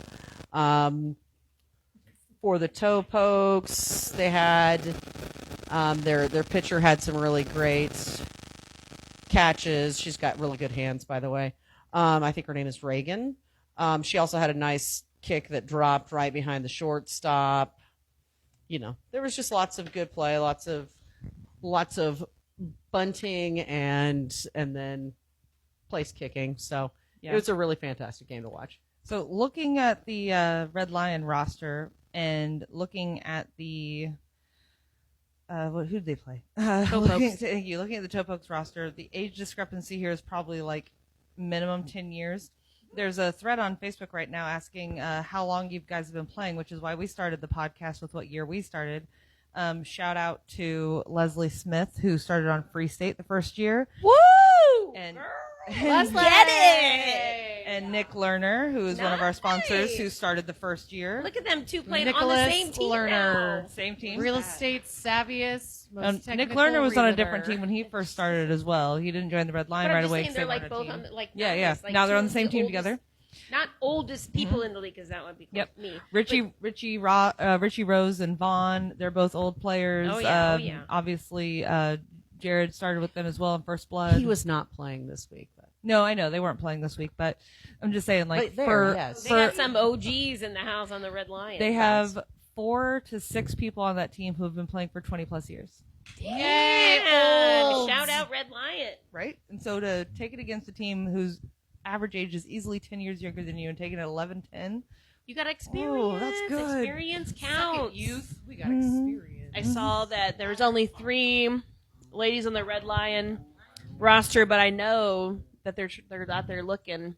Hannah Blodgett. I heard they want Coming you on in the hot. team. I want to see it, girl. I mean, if Janelle's not there to shit talk, who's going to do it? Exactly. I know. I was like, who's the gonna lion shit is not talk? going to be the lion Or if stick they a don't finger have a up your shit talker. beehole. Either If one. you want to get your oil checked, sign the petition to get Hannah Blodgett to come back to Kickball and on the Red Line. I don't think Let's it would go. take. I don't think it would take a lot of talking. Hannah, we'll get you a bottle of Malort. Just come back. We want to see you on the field in the shortest sequin shorts you got. I don't know if the league can handle more oil checks. Okay, so now that I we're think we talking can. about Kickball Field 7, let's get another sponsor in there. Who's got Nick Lerner? I got Nick Lerner. Let's go. I am a huge fan of Mr. Lerner. Generous, wonderful. He is a realtor at McGrew Real Estate. That's 785-766-5613. Nick would like to thank all the KBKL peeps that he's had the pleasure to work with buying and selling homes. The process of buying or selling a home is a difficult task that takes careful thought, steady preparation, and the coordination of many people. Nick is here to make it easier on you. By breaking down the entire process into successive steps, the daunting task of the legal transfer of ownership of real estate property from one entity to another is an exciting process with clear and succinct goals. Nick will navigate and illustrate what it takes to achieve those goals. Whether you are curious about the price of a house down the street, want to know what competitive market analysis is, need some help on a flat tire, or require assistance in any other way, he is here to help you, and I will vouch for that. He is one of the most generous, kind, and pretty rad humans in the league. Old news, for sure. Big fan of his. Big fan. Big Well, fan. Nick Lerner. He sponsored our Nick Lerner's homies for My homies. the Woo, homies, woo, my woo. homies for many years. So yeah, we love him, and I have multiple T-shirts. Yes.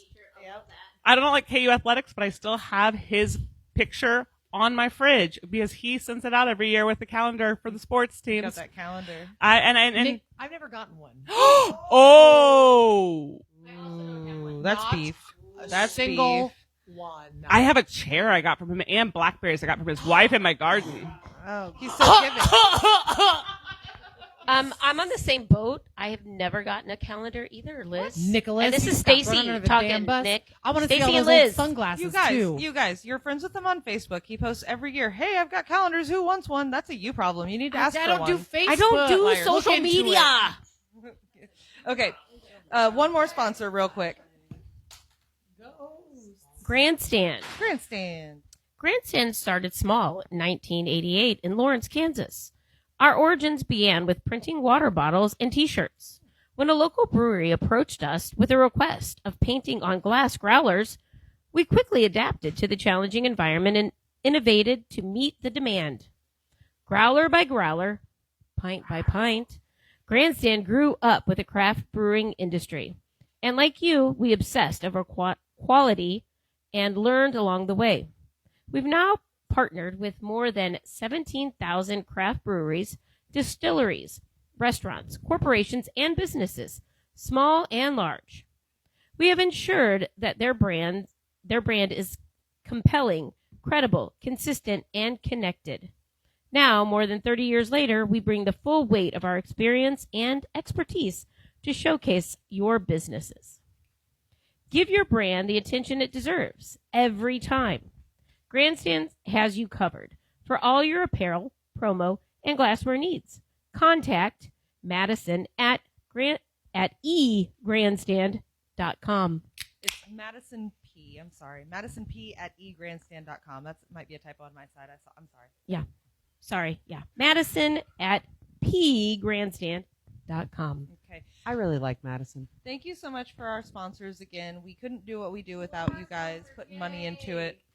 And it means a lot that the local businesses are sponsoring a local kickball league. You don't get that in big cities. Our next game, YSC 8 at 5 o'clock, Lawrence Shirt Factory 19 at Screamers 4. All right. So we're going to try to get through this really quick. I want to go ahead and say that last year, right before the KIFA podcast, we played Lawrence Shirt Factory. No shit. Yes, that is a factual statement. And I remember looking at Rev Daddy, and she was like looking at me like, "Oh God, what terrible things is she going to say about us or something?" Nothing terrible to say about Shirt Factory. They were great. Obviously, they can bunt, they can kick where they need to. Calvin had an out of the park home run, and then did it again later when it wasn't technically. Well, the game was already over, so. What a show It didn't off. technically count. They did run rule us in the 7th inning.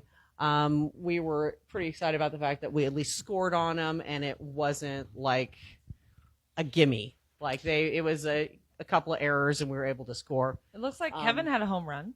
Kevin did have an in the park home run. Let's go. Which was like, okay, cool. You kicked it out of the whole park. We're just going to get one inside of here. And then he had like a sliding catch. Kevin always does fun stuff. But Rachel on our team is really improving. It's her second year in the season. Sorry, good God. Second season with the Screamers. Blah, blah, blah, blah. Drink more. And, you know, we just had a really good time. The ladies on Shirt Factory performed really well. It was a fun game. Yeah. So I have notes from Riley because she was supposed to be here tonight, but she's moving. She says, moving Willoughby to the second in the lineup has been a game changer for us. I love it when teams trust their ladies in a top spot in the lineup. Liz used their awesome soccer skills to kick great as usual and played solid defensively. Brienne had a fantastic kick over second base to get on first base early in the game. And then the online notes obviously highlight Kevin and Albert for your team. So it sounds like you guys enjoyed it, even though it was a run roll.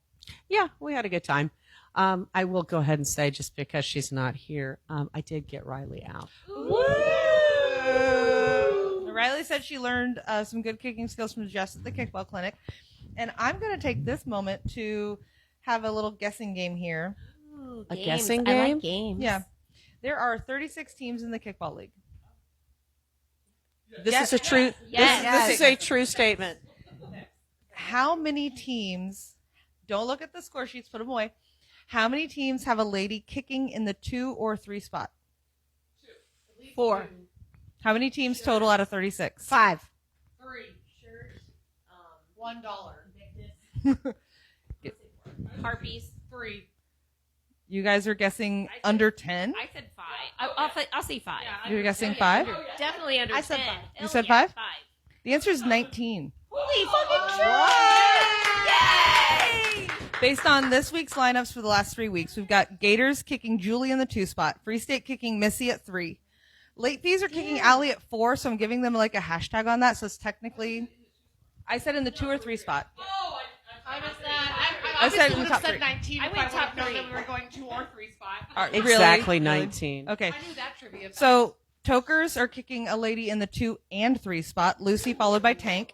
Got Tropics with Maddie in the 3. First Responders, Skylar in the 3. Invictus, Angela 2. Honey Badgers, Elia 2. Jerks, Jess 2. Post House kicking Sarah Riley at 3. Ghosts are kicking Alexis and Lindsay at 2 and 3. Global kicking Liz Carr at 3. Jazz House kicking Summer, I think is the name. It was hard to read. In the 2 spot. Toe Pokes kicking Julie in the 3 spot. Screamers, Rachel in the 3 spot. Shirt Factory, Willoughby in the 2 spot. Johnny's normally Carrie in the 2 spot. This week it looked like Lainey, maybe. R-Bar kicks Gabby in the 3 spot. And this week Harpies had Emberly in the 2 spot. So that's 19 teams total kicking a lady in the 2 or 3 spot. And I'm giving Late Fees the star with the 4 spot for Allie because the 4 spot is, you never see a lady in the 4 spot ever. That's wild. And she had great kicks this week, so I'm giving them the extra star. And there are 2 teams who kick girls back to back in the 2 to 3. I love that the evolution of a kicking lineup is putting respect where respect is due for players that need to be recognized as valued members of their team. I know that it's taken almost a cajillion years for this to be like a normalized thing, but normalize unnormalizing the mind, like, We've all been here long What are enough. the words? What are the words? We've all been here long enough to remember the Fertile Crescent, where you put your 3 ladies right in the middle of the field, where the boys can surround The hide them. a chick. And the hide a chick, where the rover started. Yep. And I we started. got ladies in the outfield. We got them everywhere. Andrea started at first base. First fucking base. I started at catcher because I was the only one who wasn't afraid to get kicked. I got kicked Oh, I multiple played times. catcher as a harpy. Like when we first started, I was the fastest fucking Yeah. person on my goddamn team. So this is a shout out to those captains out there and those everybody holding it down in the 1, 2, 3 spot out there. I do not see any ladies in the 1 spot and 1 lady in the 4 spot. There's a handful of ladies in the 5 and obviously down, but that's amazing that we're moving ladies up the lineup because it used to be 1, 2, 3, 4, 5, 6, maybe 6, through 7, 8, men. 7, 8, 9. 7, 8, 9, and then the 10 would be a boy to wrap around again. So huge shout out to people spacing out their ladies. I know a lot of teams do that, but putting them in the top order of the lineup is, I think, a good advancement for us. Yeah, so thank you. I hate when you see the lineup and it's all male and then woman, woman, woman. 3, and then I'm like, We all know that the most successful teams are the ones that put a lot of responsibility with their Damn women. right. If you can't trust every member on your team, then You ain't can't gonna trust win. Your team. it's not gonna be a cohesive team. It's not gonna go well. You're not gonna have a ton of fun because you're gonna be missing that gap where you feel like you have a gap. So I said earlier there was only 1 shutout this week. I misspoke. There was another shutout. Johnny's 16, Gators 0, YSC 8 at 7. There's no notes on these score sheets. I couldn't watch this game. Did anybody get eyes on this game? Unfortunately, not. I popped over briefly, but I mean, it was, it was. I mean, It was a 16-0 game. I'm assuming that there were probably good plays by all members of both teams. Gators is a pretty strong squad. They formerly Louisa's, now Gators, so it's that group of people. Yeah. I know that the captains, both of them, speak very highly of the ladies on their team as being contributors, and obviously Johnny's having won championships. They know how to put a little bit of faith in their women. So, not that we want to not talk about this game, but I mean, I it's just didn't pretty get any straightforward notes. at this point, I guess. If there's anything that we're missing, please let us know. It does look like they played all 9 innings, though. They definitely played through. Am I Yeah, looking they at this wrong? played. I think they were kind of a similar scenario to us. The where 16 maybe to it was a 0 run at the end of rule, yeah. and It then might have been run continued rule, but to they still play played the full 9 innings. Yeah. So looking at the score sheet, now that I'm really looking at it in front of me, in the 8th inning, it was 12-0. And then in the 9th inning, Gators did score a run, and it was 16-1. So it was still a run rule, but Gators did score a run according to the score sheet. It just isn't marked correctly on the website. We can get that fixed real easy. Yeah, So there was only 1 shot. Yeah, I was going to right. say, I think Sean, well, I talked to him briefly after their game, and he did say that they got one at the very end. Well, it and looks they were like very John is excited. back. He was out for injury for a while there, so welcome back, John. And they had base runners. It's not like they were stranded out. They were stranded, but they got people on base, so they were able to get a little bit of stuff done there on Johnny's. But Johnny's definitely put it to him in there pretty quick. It was, I think they got up by 11-0 pretty early on. I'm sorry we don't have more notes on this game, but we got to move on to the next game because there are so many notes for this goddamn game. This game Hobbs is Park, Hobbs 7 Park. p.m. Thrive It. Moose V Love Garden. Wah, wah, wah, wah, wah, wah. I'm glad you have notes because there's none on the score sheet. And I looked at that score and I was like, I want notes. I've had several fireballs. Let's get to it. I have a full page of notes from people who played these games. It was 11 Woost, Love Garden 12 in 10 innings, and this is Thrivent Financial Field by Brandon Shreve. From Jeff, this is a very long note, so I'm going to try to read fast without speaking over myself. First off, the Squids were great to play against. It was a battle the whole game, but it was fun, and we know most fun wins. First inning, the Squids went 3 up, 3 down on our first 3 kickers, and I believe they scored a run or 2 in the bottom of that inning. Second inning, we kicked all the way through.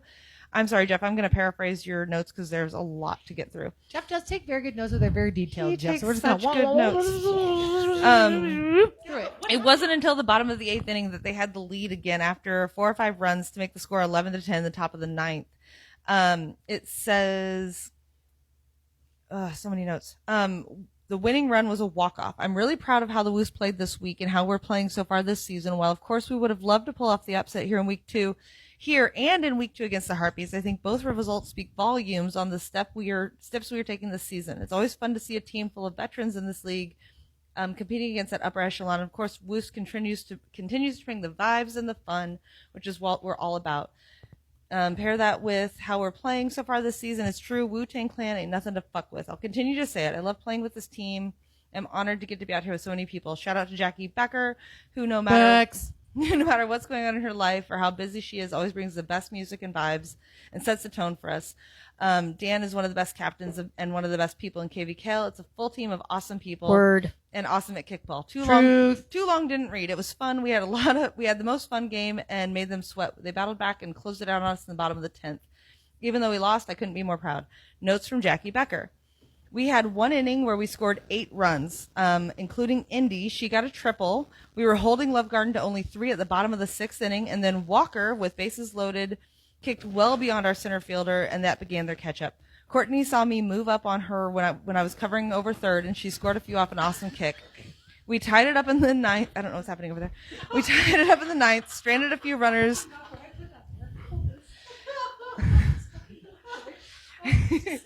Sorry, there's shenanigans. We're obviously having too much fun.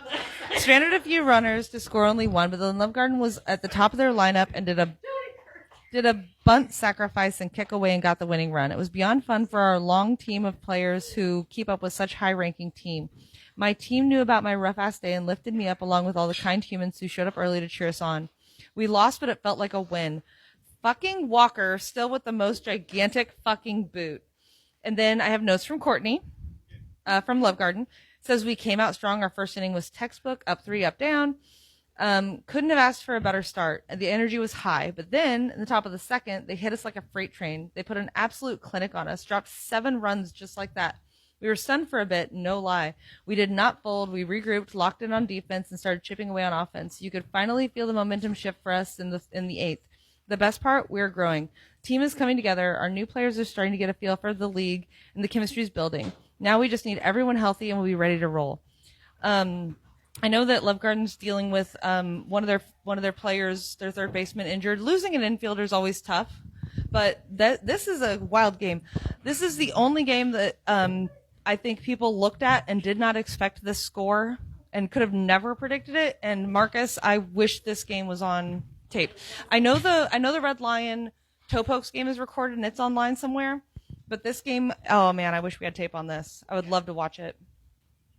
Did anybody else get any notes? Because I think it's covered. Thank you, Marcus, for all the games you do record. Yeah, Marcus, You're shout awesome. out to Marcus, the unofficial sponsor of this league, for all your video equipment and your time setting all that up. We love you, Marcus. We love you, Marcus. We do. I hear he mows a good lawn too, so check with him if you're interested. Does he record himself mowing your lawn? So you can watch it Not as afterwards? far as I know. Is this as I was going to say, Ball is this a Beavers sex is not move or familiar a with real Marcus. lawn move? I mean, like, This is a good game. like real lawn or sex? Both. What? Wait, what? Your You lawn? said it, not me. Oh, both. Both. Okay. Marcus is good at lawn and sex, according to people. Oh, I don't know about Marcus and sex. Let's be real clear. Oh, okay. Just lawn. Just the lawn. Okay, so to clear it up, As far as I know. Marcus is good at lawn and video. And video. Okay. And video, and nothing else I know about. I don't know about anything So, else. if anybody had a chance to watch this game, you're lucky as shit, because apparently it was amazing. It was That's all I was trying so to say. good. Everybody that It I was talked such a to, good game. both teams had nothing but amazing things to say about it. Obviously, one team was more frustrated than the other because of the result, but I think both teams had a good time, and a little friendly competition never hurt anybody. Yeah, these are Absolutely. two of my favorite teams in the league, and watching them, like, oh my gosh. And also because, like, it was a really close game with Loose, so I, like, loved that, like, it was a close game with Love Garden. All right, we have one more game to talk about from last week. We have Hobbs Park at Thrivent Financial Field. Ryman. Brandon Shreve, 9-15, Harpies 16, R-Bar 14. Who's got Brandon's... I did it. I already did it. I can we do already it did it. again, No, though. we already He's did it. great. Lots of financial services available, and he plays on the LFK Rays. Thank you. Yay, Thank Brandon. you, sponsors. Thank you. That's our field, right? Yeah. Harpies 16 at R-Bar 14. This game was back and forth. I have no notes. Luckily, there's a Oh! harpy in the house. Did you Also, see a it? whole bunch of people who saw that game. There's Or a whole some bunch of people- harpies up in some this people who house. saw that game. And as a side note, Yes. this is my own conspiracy theory. Oh. The Harpies do better when I don't watch them. So just so you know, when I stop watching your game, you guys do so much better. It's happened 2 weeks in a row, and so I'm just like, it's. So stop watching us, Kristen. I love you, but don't ever come to my game again. That's love right there. That's Or true no, like, friendship. I will come and watch you. Don't come to see me. I turned myself down. This game was back and forth. If anybody wasn't there to watch it, it was like 2, You're welcome. Check- 4, check the game 6, film. 8. It was great. Yeah. If there's one game that you watch on record so far this season, it's this game. I watched Yeah. a few innings from my bed at home in Olathe. Thank you. Before she fell asleep. Before I fell asleep. Oh, Thank man. you, everyone. Kick- Oh, Puts her to that was sleep. the kindness cooler. So That you're was the welcome kindness for that. cooler too. talking. The kindness cooler made me fall asleep really fast. But What kind of shout-outs do we have for this game? Shout outs to literally every girl on both teams. I Yeah. don't think I saw a single failure on any part. If I did, I shut it out because it was just great on both sides. Well, thank you for shutting my failures out because I felt like I played the worst on my team. But let me just say that Kat, Ellen, Yes. Kimberly Yes. fucking killed it.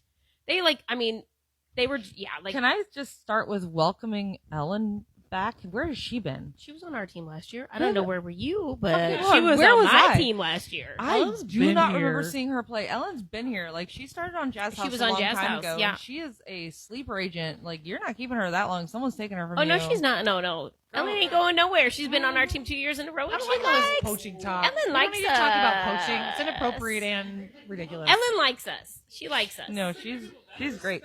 And no, it was, like again, amazing Why watching. are we talking about poaching? The season is still going on. Amazing watching Emberly in the 2 spot, kicking around and moving everybody and getting all those runs. And honestly, looking at the score sheet, Harpies scored top to bottom. There's only a couple of people on Harpies who didn't actually That cross was the me. plate. And our bar only crossed the plate in the top and bottom of their lineup. Their wraparound Sam scored and their top 3 scored. And that's it. The middle of their lineup didn't, sadly, unfortunately, score. But they did. They obviously had to advance the runners. So Harpies' full lineup scoring is just amazing. Good job. Yeah, thanks. But like, I will like give a huge shout out to all those R bar ladies. Like Sarah, this is her. Like, she didn't play it all last year because she just had a baby, little Miss P, but came back this year and she is fucking killing it. And then Gabby and sorry, I've had a lot to drink. Wait, I got it right in front of me. Hold on. Shelby, There's a Shelby, score thank sheet you. online that we Shelby, have in front of us, who are but- like veteran players, are killing it. And Kristen, thank you, Kristen. But the other Kristen on our bar is brand new this year, but learning and doing really well. So, and Amber was sick, so she didn't get to make it out. Oh, that's okay. But this game's going to be on Facebook soon. Thank you again, Marcus, for being the unofficial kickball videographer. Marcus! We love you. We didn't get rained out. Yeah. So I thank know you so someone much that to knows everybody who's who made listening kickball right happen now. this week. All of our sponsors for KIFA. We've got a couple more to talk about. We're going to get to one of those now. Oh, here, I'll go. Me. Oh, Stacy. Noelle's Massage and Wellness will be at our kickball. Oh no, she was at our Kickball kickball for all Saturday offering. She did $1.50 massages per minute. Yeah. So Noelle has been licensed massage therapist since 2007 and has a passion for helping people feel better. She enjoys taking active role in addressing both acute and chronic pain, helping clients with injuries during and after recovery, and providing attention and support to those who need a break from their daily grind. Noelle incorporates multiple modalities into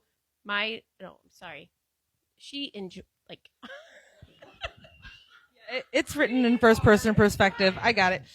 Sweetest relaxation. Thank you. Deep tissue, Reiki, traditional Thai massage, myofacial release and cupping therapy. She does diversity of all of our clients, welcomes all bodies because everyone deserves a safe place to go. And she gave me a wonderful massage at KIFA. I cannot recommend her too. enough. Oh my God. I've had a lot of IT band pain, and she massaged them out greatly. Yes. We got another sponsor. Instagram.com/up_2_11. Jackie Firecracker Becker has been a long-time sponsor, producer, and all-around rock star for KVKL and KIFA. Running a dozen events, making hot sauce, and doubling down on volunteer work are just a few ways she makes life in Lawrence fantastic. Check out some of these up to 11 shows. Saturday, June 14th, Juneteenth celebration. Parade at 11 a.m. South Park celebration, noon to 8 p.m. More details coming soon. And Tuesday, June 24th, Modest Mouse at Grinders KC, all ages show. 6:30's doors. Looks like tickets are about $60 after fees. And Team Woost. Yes, let's go, Jackie Becker. Whoa. So a lot of people don't know about the Juneteenth celebration. Learn about it if you can. There's a website. It is lawrenceksjuneteenth.org. There's going to be a poster coming soon, and once we have that information, we will post it to the KVKL website and Facebook page. But there's always food. There's music. It's a really fun event. There's a lot of information going out there. So be a part of a movement. Come out to the Juneteenth celebration. That is in 2 weeks. This Saturday is Pride. The following Saturday is Juneteenth. So there's always something amazing going on in downtown Lawrence. Always something going on with Up to 11 Productions. Jackie Becker is always putting her heart and soul into everything. Support local artists. Support local music. Buy concert tickets. Okay. Buy concert tickets, support your artists. Buy concert tickets. Support your artists. Rain. Drink. All right, what's next, Aaron? Can you tell us? I can. I really hope more people are drinking along with us because I don't know if I can keep up. All right, guys. Totally sober. We're wrapping it. It's summer. I can keep up. So we're going to do another game really quick. We've got two options. Do you have beef or are kickballers crazy? I got beef. Options would be like, the rain sucks. We got games rained out. The kickball game of the week got rained out a couple weeks ago. We don't know what's going on with that. But we do know what's going on with that. Our game. We do know. The Screamers and the D-Holes got rained out a couple of weeks ago. Week 2. And we have a reschedule we want you all to know about. It is on Sunday, July 6th, 7 p.m. So that's a weekend we don't have kickball. But now you do. At 7 o'clock at Hobbs. Game of the week is early. It's at 7 because we want to go to bed by 9. I personally can't wait. This is going to be one of the best games of We're the real week. fucking old. We love an old game. An oldie A game for old peoples. At Hobbs, Screamers versus D-Holes, there will be little pocket shots of pickle vodka. There will be koozies with Dover's face on it. Ooh, Nice. leftover. Ooh, Come on give me out. one. I gotta get me one of those. You got to come get one. I gotta of get at those. least one for each pocket. So come see Scandalous and Ari Likes It Harder. So Battle it out at Hobbs. so for kickball, Thrive It in Financial Field. so for kickball beef, things you're upset about that you wish you could change that you can't change. It's not a big deal, but you're mad about it. Or Kickballers Be Crazy, because like sometimes people wake up at 7:00 in the morning and see that it's raining and go, "Is the game canceled?" Like you're crazy. Like it's 7:00. The city's not going to tell us till 1:00, dude. Like take a break. Who's got beef? Who's got Kickballers Crazy? I got beef. As wild and crazy and chaos that I love. I love chaos. I have a ball of energy. I love weird, chaotic things. I also like order and structure. And when someone at was at the rules clinic, maybe my 4th year in, when it was required to take the rules test, and someone had to go, and you had to go do it. But someone sat me down and like taught me how you could watch an entire game, or you could track an entire game by a score sheet and a scorecard. And everything is printed on the scorecard on how to keep score. You can literally, it tells you how to fill it in. It tells you how to mark outs. There's something, I love order and structure in a way of like marking the foul outs, tag outs. Can I interject this real quick? The writing is very small, people. Don't ignore it. Because Yeah. I'm one that sometimes needs a little bit of a reminder. So yes, it is literally all there with instructions. It's just small. Wear some glasses. Yeah, or use pay your attention. phone that has a magnifying glass because you take a picture and you zoom in. I'm not a sports person, but I really love being scorekeep whenever I do get a ref. And so if I go to ref and then someone says, "Oh, we're going to put our new person at scorekeep because they don't know what they're doing," No, worst and you idea. have to go to 3rd, and I'm like, "No, I want to keep score because I'm good at it. I'm good at it. I can take notes. My ADHD means I can do 2 things at once. But also, you can look at the end of my score sheet and you will see who got out, who got in. Runs, triples, RKIs." I love a good score sheet, and it's really sad to me that so many people just don't read them. And it's something you could gloss do over it. Yeah. You could do it at home. You could do it tonight. Look at a score sheet. Okay. Who else has beef? Who else has beef? I Andrew got has beef with the rain because we got rain down as well. And drink. Anybody else have beef? But hold up. Oh. Our game is rescheduled for Yes. this upcoming Sunday, 3:45. So please come out and watch Sunday? us. What field? Sunday, June 8th, Which field? YSC number 1. All right. Against Is that also Invictus Field? That is It Invictus is Field. Invictus Field. Invictus Field. I like it. It's fancy. JB Cali Fusion. So this is a remake of a game that was tied 16-16 in the Sixth sixth inning. inning. Yeah, I'm not sure. Well, are we starting mid?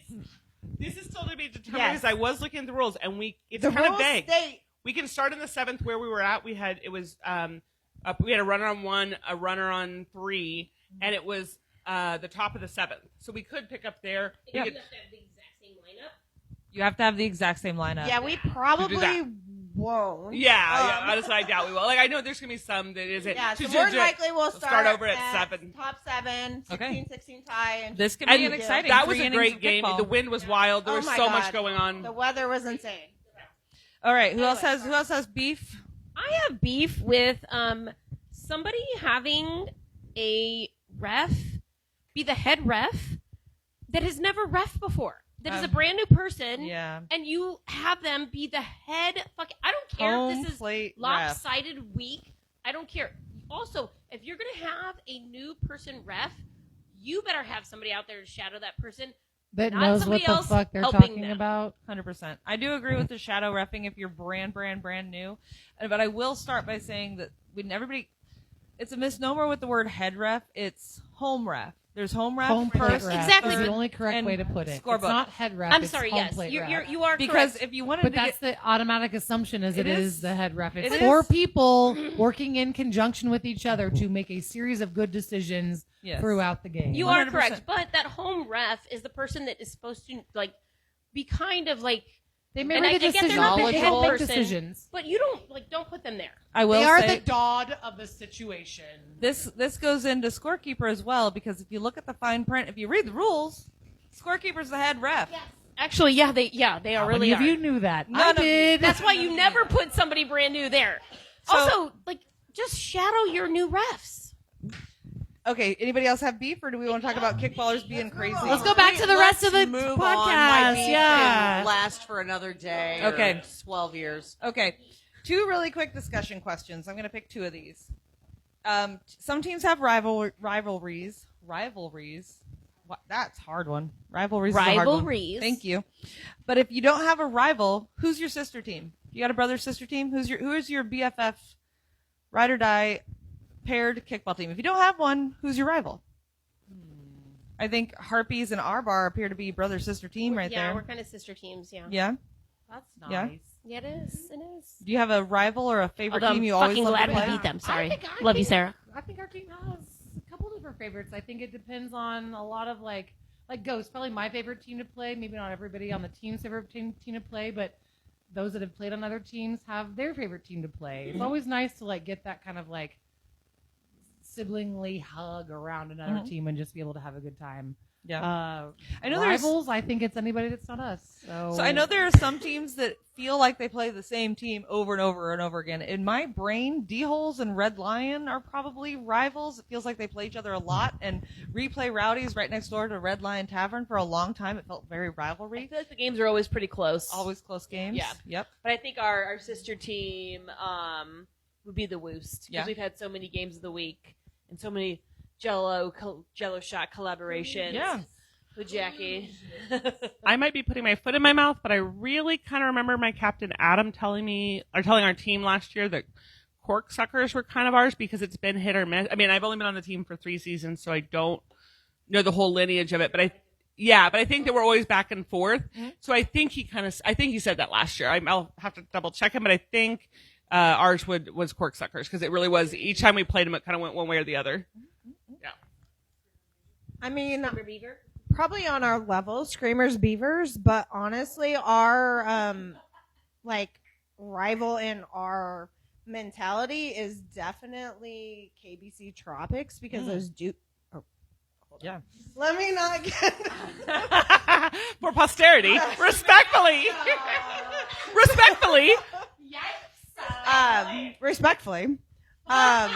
We broke off into 2 teams one season because of some, stuff. Some things, artistic differences.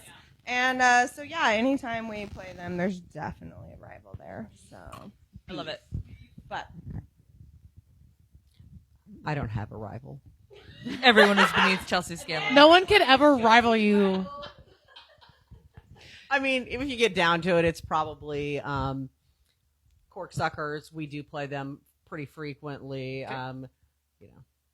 You in a triangle? Cali Fusion. Yeah. I mean, it's kind of hard. Like, I think the past couple of years, it's been kind of you guys are in there as well. It used to be like Asteroid Head was the one that we all R.I.P. Asteroid Head. I R.I.P. Asteroid. I loved Asteroid Head. Pouring out.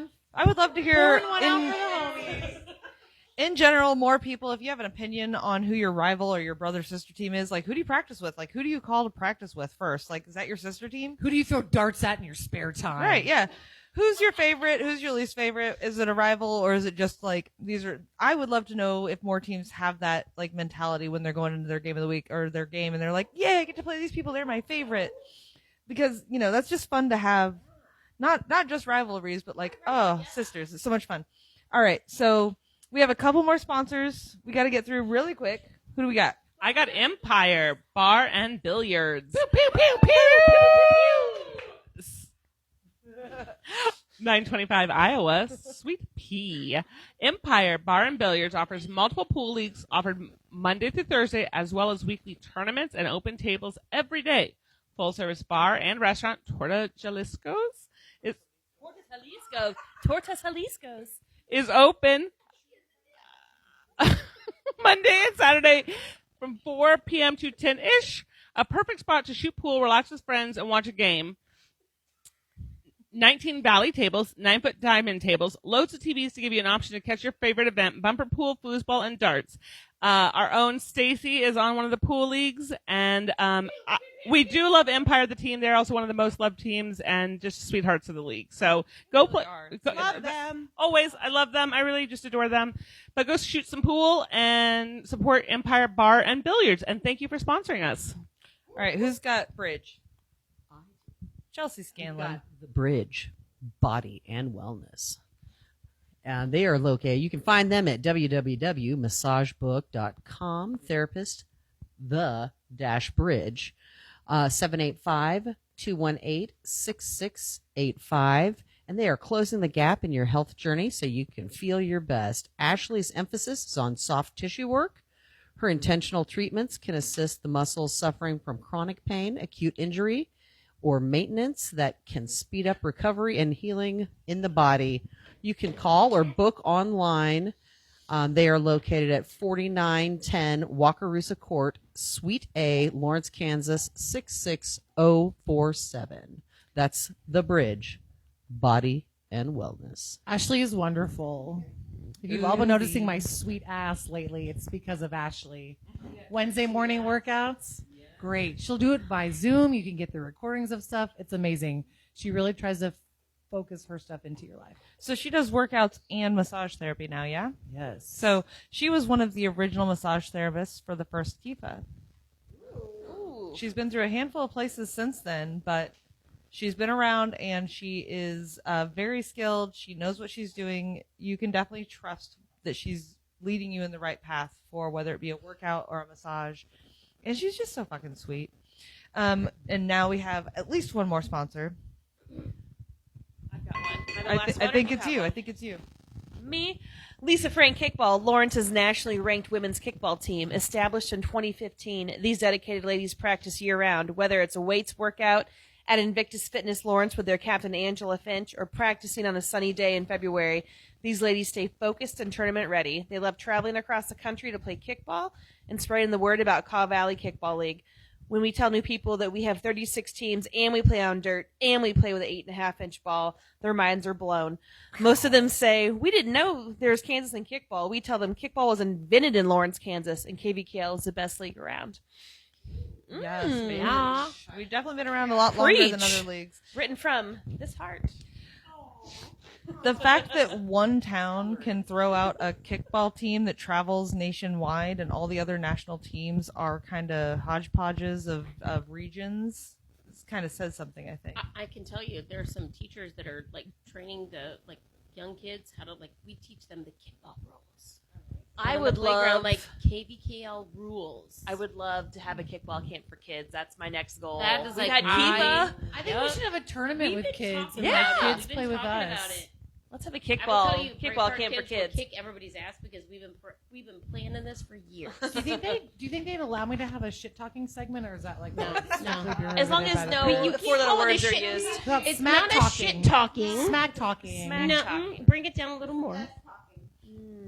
Poo S talk sounds weird. Trash talking? Can you Trash say talk. Not trash. Like, what is it? Like, no, constructive Open criticism. communication. We're going to have some constructive criticism, Liz. Man, we've made this no fun again. I don't Okay, care I'm anymore. sorry. It's Anyways, do we have Aaron? Do we have games that we need to talk about for next week? we have predictions for next So many week. games. So there are 36 teams. That means there's a fuck ton of games to get through. So what we're going to do is we're not going to go around the table on every fucking game, but we are going to talk about each game a little bit. YSC 1, Invictus Field, 5 o'clock, Shirt Factory versus Invictus. Home team on home team. I'm gonna be the first person to say this is gonna be a tough game. This is going to be a tough game. This will be whoever gets the lead first, I think, and then just continues to run with it. These are Okay. both two capable place kicking teams as well as effective defense. They both know how to run a series, a cutoff. They also know how to base run. So Yeah. And Shirt Factory, it feels like I feel like they're in the hunt for the cup. They want it. I feel like they want it. And I feel like people who are looking at them thinking they're not going to break the top 4, no, they can easily be 1 or 2, for sure. We You talk might see about them this in in the bed. championship. They want it. Is that Steve's Oh, sexy? Shirt Factory definitely fucking wants it. That's They have a a serious whole- talk. They have 2 squads on their roster. a lot of They pillow- are ready for a lot of pillow a talk. win. About kickball in my house. I don't want to imagine So pillow tell talk us at your about that. house. Moving on. YSC 1, 7 o'clock, Empire at Ghosts. This will be the second most epic matchup of the week. You think this is going to be epic? I think it's going to be really close. I hope this game gets recorded. I'd love to watch this Yeah. game back. Marcus. Honestly, both give you tips, amazing Marcus. Please, teams, Marcus. So I can't wait to watch Yeah. it. I think it'd be really fun, and even though they're lower level games. It is fun to watch lower level teams play when you can watch what they're doing, you can see the plays, and you can want to go, oh, you should have done this, you should have done that. But you can do that with the top teams. With the top teams, there's less like errors that you can see, and I'm not suggesting that Empire and Ghosts will have a lot of errors, but when you see them with Empire and Ghosts, I think the score will be a higher running game than Shirt Factory. Invictus will probably be both scores under 10. I'm guessing Empire Ghosts could be closer to 20 for both teams. Okay, YSC 2, 5 o'clock, Ringers at Bald Beavers. Ooh. What you got, Bossy? Honestly, I don't fucking know. Well, She because don't you're going to play a game before fucking this know. game, right? That we're gonna win, so you can win the game after. When we beat you at 3:45, then you're gonna beat Ringers at 5 o'clock. Okay. We're gonna come off a high from our win at 3:45, and then we're gonna fucking fool. And my boy Wyatt and my girl Charlotte, they're gonna come out for you. Okay. We're gonna be ready. You will be. You 'Cause will we'll be warmed up already. If you play like you did last week, oh, sorry, Ringers. I mean, I'm disappointed that I play at 5 o'clock and can't come watch this game because Oh, there this is are gonna be a so good many game. people on the Ringers that are my kickball babies that I brought into this league, and I want to see them excel, but I think this would be a fun game to watch regardless. All I right, hope both my little youngster teams gonna be there. I would love it. Also, this would be just such a good game to watch. It would be a good game to watch. If you're not playing at 5 or 7, get out and watch a game at 5 or 7. Not only can you benefit by watching other teams play, you can benefit by watching reffing. Learn the game. Get out there and watch. Sacred Sword at D-Holes, 7 o'clock YSC 2. Ooh, shit. D what? I What? watch that game. Holes. Behold. Films I could watch before this game. Yes, there are. Yes. Okay. Yes. Yeah. D, but have your catcher fucking be ready. Okay. They're so Well, young. They're it's just a so young- young. It's a young team. Deep in. So they're bunt heavy and deep heavy Yeah, outfield. yeah. So be ready for anything is what But I'm nothing hearing. in the middle. What I'm hearing is they've got a long and a speed. short game. It's a long game and a short game. It's an endurance and a sprint. Anyways, And that's rough for us old 40-year-olds. That would Be be ready. that's the Bow game I- chicka bow bow. That's who's playing game of the week. Wait, is I Sword, want to see that game of the week. is Sword D-Holes a first team that scores wins, or is this the team that can outlast This, wins? this is a marathon. Team that scores last wins. I feel like maybe they might come out a little stronger to begin with, but experience always outlasts youth. So So this is Thank an you for the outlast words to fill that game, in. not a score first this game. is for sure. It's a 5 o'clock. Marcus, record my game. Yeah, record No. that game too, Marcus. Marcus, basically record every game Hold he's on. on. Hold on. I would almost put money on Marcus recording that game. Yeah, he's 5 gonna get o'clock. that shit. 5 o'clock YSC post house at Honey Badgers. Oh fuck you! Whose house? Post house. Who's gonna buy Marcus more cameras? Whose house? All right. Post house. Marcus, God, Marcus, fucking what's your Kenny, name? get this shit. Sorry, I love you, Liz, but Oh. Kenny, fucking get it. Oh my god. Rude. She's right there. Love you, K Money. Simon will be back, and Betsy will be back from Simon Puerto and Betsy Rico. will be back. Yes, those are the missing factors of last week. They're going to be Brooks. back. They're going to be hungry because they missed a week. This will be like a true passion project for both teams. It's truly going to be who can stay the most focused, the most calm, play the best Most tunes. calm. The most calm Number wins in one. this game. I'm telling my entire team this right now. Just zone in, focus on what needs to happen, not what did happen. I think whoever can control the run narrative will control the game. Not necessarily base running, but specifically place kicking and advancing runners. Okay. YSC 3,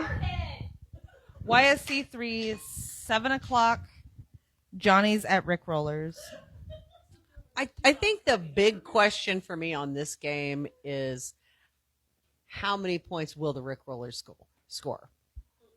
I think Johnny's is going to win this game. Yeah, I mean that's but this is a good test for them to see just where they are really at. They're a new team. I mean, they have a Rick Rollers is not a new team. No. A new Oh. they're all new players. I mean, No, Rick Rollers. I thought Well, Malloy. it doesn't matter because they've been here for a long time, so it doesn't matter if they're new teams. Because they like kick people off. So like, Well, I was under the impression that they had all new women. fucking Rick roll them. Yeah. Hold on, guys. Hold on, guys. This is a rematch from the spring tournament. Rick Rollers beat Johnny's. Come on, Johnny's. I'm just saying, like, I don't think it's necessarily a showdown like you say. No, I don't think it'll be a No, shutout. no I think Johnny's will win this game. I think this is just going to be a game that really allows all these people that really care about rankings to establish where the Rick Rollers really fall on the list. Oh, see, I like that attitude there. Yeah, Yeah. Come out. Okay, so Johnny's. any other thoughts on that game? Next game. The Gators at Rockets, YSC 4, this sounds like it's going to be a blast. 5 o'clock. Yeah, To I the want to moon! see this game. Rockets got it. I wish I could watch this game. I really do wish I could be there I- and cheer this- them on, but Is this going to be the game of the shortest shorts versus the Malortiest Malorts? This is gonna be short shorts and malorts against everybody that isn't that. That's what it's gonna be. Drinking Malort out of a schoonie. Malort out of a someone's shoe probably. It's gonna be whoever can sustain the malort the longest. Gross. I have faith in Rockets for that. I really do. I do too. You have faith in the Rockets? It says there's two. Rockets are playing two games. are listed twice. Gators and Rockets, recess. Oh, and Rockets. no. Good thing I have the internet. Oh, we have a typo. 1 second. Gators Rockets is correct. Recess and Jazz House. Thank you. Let me fix my notes here. Apologies for typos, but we're human. We're good. We're So, good. Gators and Rockets. Gators, Rockets, winners, losers, whoever drinks the most and wears the shortest shorts. Oh, Lord. Rockets, Rockets, Rockets. Rockets. The group is shouting Rockets. I actually got Gators on this one. I didn't shout anything. Well. I just said it would be a lot of fun. Yeah. Fun. Recess Rejects at Jazz House, 7 o'clock YSC 4. I think Jazz House is going to come on top of this one. No one else has opinions. I'll That take is rejects on that. a I'll take rare the fucking rejects day. on that. Okay. Rejects have been playing together for a while. Yeah, They have. But if Emilio's not playing, if he's still hurt, Oh, They've got a deep I think bench. they've got it. Yeah, like Yeah. I think they've. they Still did got pick up David Beza this week because he was there and jumped in the Oh, game. good. So it. Good Beza's on back. David. Yeah, get in there. Yep. Well, when Emilio got hurt, he jumped in. So Oh, nice. okay. Nobody else has an opinion on that. JB Califusion at Red Lion, YSC 5 at 5. I like the I wanna alliteration. watch feel. this. Fun. This will be the game of whoever yells the loudest. No. Watch this game. Actually not, because Kelly Fusion's going to be pretty chill. So this will be maybe We're another pretty version chill. of Yeah. I was like, who can out-chill the other It's chill. a 5 o'clock. so Red Lion's never been chill. They're chirpy. Ah, there you go. They have no chill. It's 5 o'clock, so Red Line will not have drank to their ability yet. They may. But Red Lion just went 10-11 against Topokes, which a lot of people are saying are on the up and up and a top 5 team. I'm just saying we're gonna be coming off of our win against our 345 Baldbiver win. I think that'll keep us pepped up and fueled. We're gonna do our damnedest, and I think love it. we learned a lot last week. We're just gonna do, pretty solid. Okay. I'm gonna go with Red Line. All right. Oh man, rough. It's rough in here. Question. We got a little beef going on right here. Right here. So what happens if you guys continue to have a tie game and you go to extra innings? They go to they And got then Before they- your again, 5 5 o'clock o'clock. games. I think they can do it. I think they can do it. an hour and 15 minutes I to get mean- through 3 innings before they both. I mean, play it's 5 not o'clock like Adam games. hasn't played an 18 to 20 inning game before. He has. No, that's what she said. But this will only be like 3 to 5 innings instead of 15. But then they play another 9. So let's call it 15 innings total for the day. Tops if they're bad. Okay. Kickball is still happening next week. Screamers at Corksuckers. 7 o'clock YSC 5. Excited is what I am. Marcus, can you record every game? That's what I'm saying. Who's 'Cause going to I buy wanna Marcus watch more every one of cameras? these Marcus, fucking record every games. game. I'll make you extra brownies. And she'll mow your lawn. I mean, we'll Regular Normal brownies just from the mix. But she won't mow your lawn. I'll make some homemade brownies. Not like with They're not not. spiked either. They're not. They're Mows not. my They're not lawn. nickel brownies. So Screamers at So what we're Corksuckers. saying is we need Predictions? Dr. Go Pros everyone. Clearly, I'm going with Screamers. Screamers. Predictions? No one else here to defend it. I can Screamers. Screamers. I just don't know. I want to watch this game. I think this will be a good game, too. check. Next game. Next game, YSC 6 at 5 o'clock. Soda Jerks versus R-Bar. I mean, just playing R-Bar? Like, Jerks. I have teams I want to win, and I hope Soda Jerks win because I always want Soda Jerk. I like that when our bar loses. You're my wife. Kristen's my wifey. Anyone have any opinions on this game? My wife can beat them. I love my wife. I mean, is Derek going to have more bunt home runs? I mean, he's always going to try to do that. Are you kidding me? Were there any bunt home run hand jobs given out after that game? She didn't say no. She's also It's rolling a her bunt. eyes a couple if you get times. a bunt, if you get a home run on a bunt, the newest member on your team gives you a bunt home run hand job. It's a rule. Look it up. It's in there.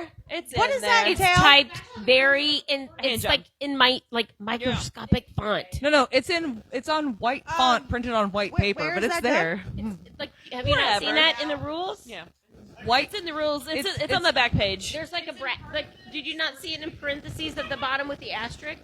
It's in white. How long you been in this league? 06? No, never seen Damn, girl. It's in white print, printed on white paper. So Yeah. you got to get that black light out. Afterwards. The next game is Love Garden at Global Cafe, YSC 6 at 7 o'clock. It's time to eat. This is a battle of the jerseys, guys. So they both have very fun Both have jerseys. very nice jerseys this year. They do. Global? They're gonna Global. eat. They're gonna eat that Christmas burrito. We got a handful of You people. know what I'm saying talking Global. about? Half red, half T-Rex green versus chili. a cat jersey. This is Christmas the hardest burrito. struggle I'd ever decide. You guys, they do share literally an address. They're next door neighbors on Mass Street. Mm-hmm. And I'm right next to them, and I see everything. Oh, Liz Schaefer No one with the knows secret what that means. backdoor details. Some people do. The cool ones. Yeah. Yeah. Fun Because I'm factoid a for Burberry those that downtown don't barbershop. know, this Saturday I'll be dressing up as Liz and cutting hair. Yeah, so that I can go do the fun things that I want to do. Oh my goodness, this is amazing. Guest appearance. Okay, next game. Next game is YSC 7 at 5 p.m. Late fees at Whoosh.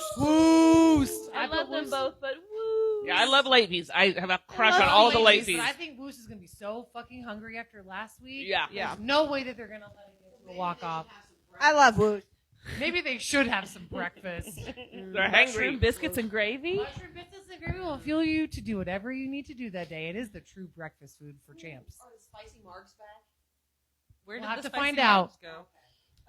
I think late fees are a lot of fun to play sometimes, and if Chris Miller's there, then you're always down for a good time. But I also have Woost in this game because that hot sauce is legit, Jackie. Next game, 7 at 7. First responders at LFK Rays. I have no fucking idea. No idea. None. No clue. Let's say this is this going to year be yet. who shows up that day. Like who shows up that This which is team one of- wants it worse? This is one of More. those games with LFK Rays losing a handful of people and first responders being a majority of new people. This would probably be a good game to record for anybody who needs Marcus, to watch record this a game. Marcus, buy Like more every game. cameras. YSC 8, 5 o'clock. JDE shift at Harpies. Ooh, that's another good game. I'm going to go down to this is going to rely specifically on the ladies on each team. I think everything else is very evenly matched. It'll depend on the lineup and it'll depend on how well the ladies perform. I think Okay. it'll determine who gets most runs. I mean, that's typically the determination. Kristen, Tell us more about tell your us more. theory. Tell me more about Can't Eat More. how does a win work? Rewind. By most fun been hacked or crossing the home plate more? Oh, okay. If it's most fun, Harpies hands down. I literally can't right now. Oh my god, that's fucking hilarious. Okay. So JDE shift has a handful of great ladies. Harpies obviously have a handful of great ladies. This will be a fun game. I know which way I can see the edge, but I don't want to say it because I'm in her house. We got YSC 8, 7 o'clock. Red Legs at We Own Ghosts. That's a great game. I want Red Legs. Red Lion. Red Legs. Oh, Red Legs. Red Legs. Oh, I don't have my glasses on. Sorry, so guys. Kristen wants Red Legs. Jordan Miller and And Jordan. And Jess. Red Legs. Yeah, because I don't like the other I team's will- name, I and will I'm going to leave also it at that. say yes, I'm going to Red go on Legs. record and say again, Liz Schaefer, don't like that name. Red Legs. Don't break the mic. Okay. Moving on. Oh my goodness. Oh my goodness. Shout. Don't shout into the microphone. You break shit. Hobbs Park. Thrive It Financial. Brandon Shreve Park. 7 o'clock. Free State at Midnight Tokers. Free State. It's a good one. I'm going to go Free State. I'm gonna go After last week, I feel like Free State. Okay. Midnight Tokers only scored 3 runs last week, which was kind of a shocker against LFK Rays for me. So I also got Free State on this one because Free State. I think this will be a game where you just have to get Barry riled up. I watched him do 3 2-out rallies when I reffed their first game of the season, which was their first game of the week. And man, that guy can get that team going. He So can. Let's He see how can. Barry does it. Let's go. Okay. Oh, Barry. And Just see what happens with Barry. They had the second, Barry, don't drink until you get there. Barry, Just Barry. a little tip. Just Barry. Water, Barry, message me. water, Yeah, water. water, Liz? water, And then water. drink heavily Liz, after. don't hit yourself in the Love face you, with the Barry. mic. Love you, Barry. I feel like you moved right. Margaritas, Barry, margaritas. Think about it. Who's game of the week? So I think Free State cut a lot of fat, and they're going to win that game. And those are not my words. Hobbs Park, 9 o'clock, game of the week. Toe Pokes at KBC Tropics.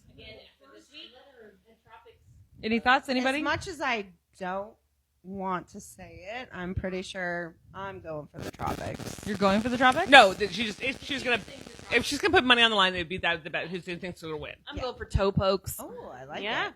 Like, I don't want to go for the Tropics, But you want to be right in picking who wins.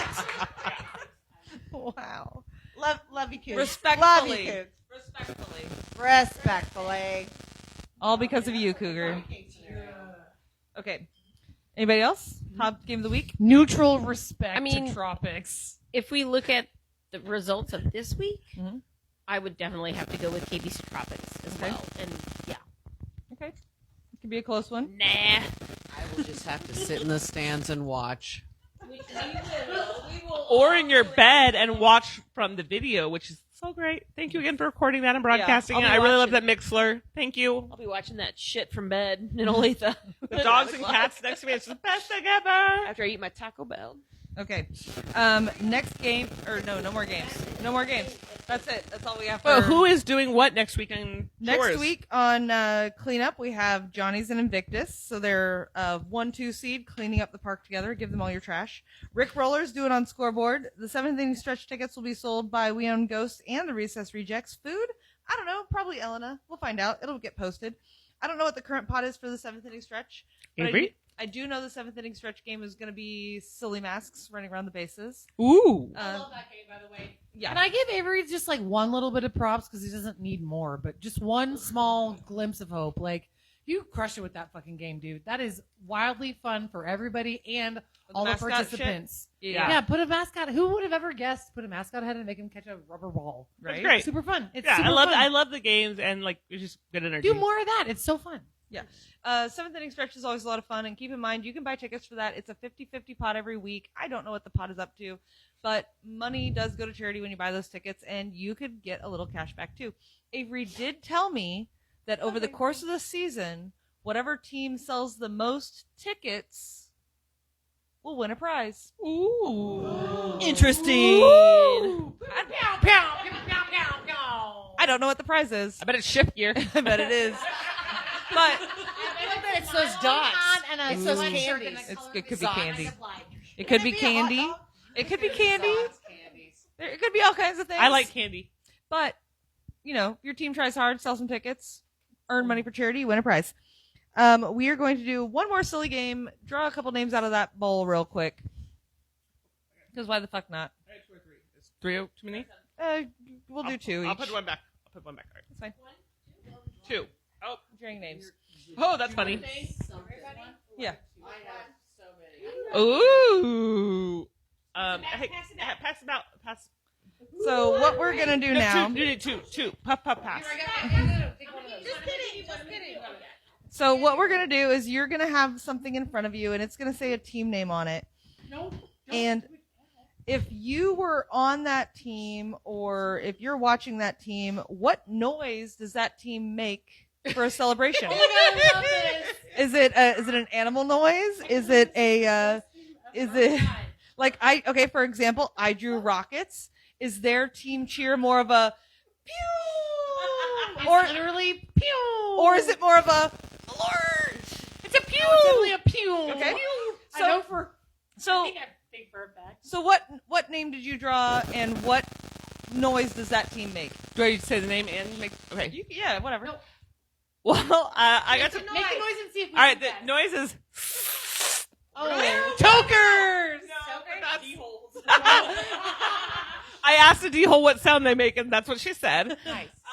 The other team I got, I'm glowing off their jersey this year, and it would be Oh, global. global. They have a T-Rex. Oh, They're rocking the T-Rex. I'm gonna need you to hold this. I need my hands to make these noises. That's some work. Erie needs her hands to make noises. Heart team. That's for the traffic. Sorry. Oh my And That's Fishes! That's fishes! it's like the harpies, like they are the mastery fish house harpies. I don't know, like a fish, like a mastery fish house harpies, like I don't know, like a jellyfish or I don't know. I like it. I like it. Those are the two noises. All right, Chelsea, your turn. Did you do that for mine? Dear God. I don't really know. I'm like, all I can think of is Making my way downtown. Oh my God, this is Avery's favorite song. What's that? Natasha Bedingfield? No. Who the fuck is it? Is that JDE? Stupid song in the middle of it. And it's like, pew! That always makes you think you should drive a car. Michelle Branch. We see you, Avery, your Michelle Branch. bullshit. Okay. Okay, next one. What's the next one? I'm not really sure what I'm going to make sounds for this. So And tell us what your sound would be. yes. Okay, I've got two, but the only one I really care about, it sounds like. What? No. It's just the sound I hear every time I hear the name of this team. Like like the absence of a ghost. Like a ghost might be shitting on your head. I gotta be done now. What about this one? Oh, Johnny's Tavern. Okay. Oh, you told us. What is the sound of Johnny's Tavern? I did say that. Train going by? Yeah, basically a train. Thank you. Thanks, Harry.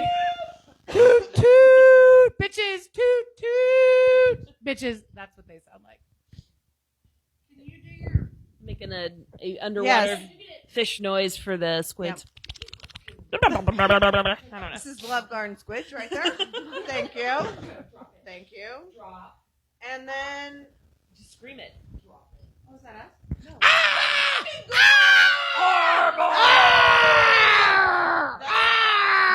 That's all wrong. It's not the screamers.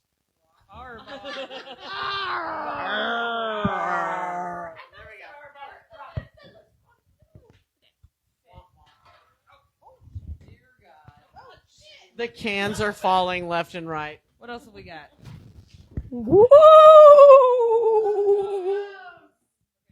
Obviously.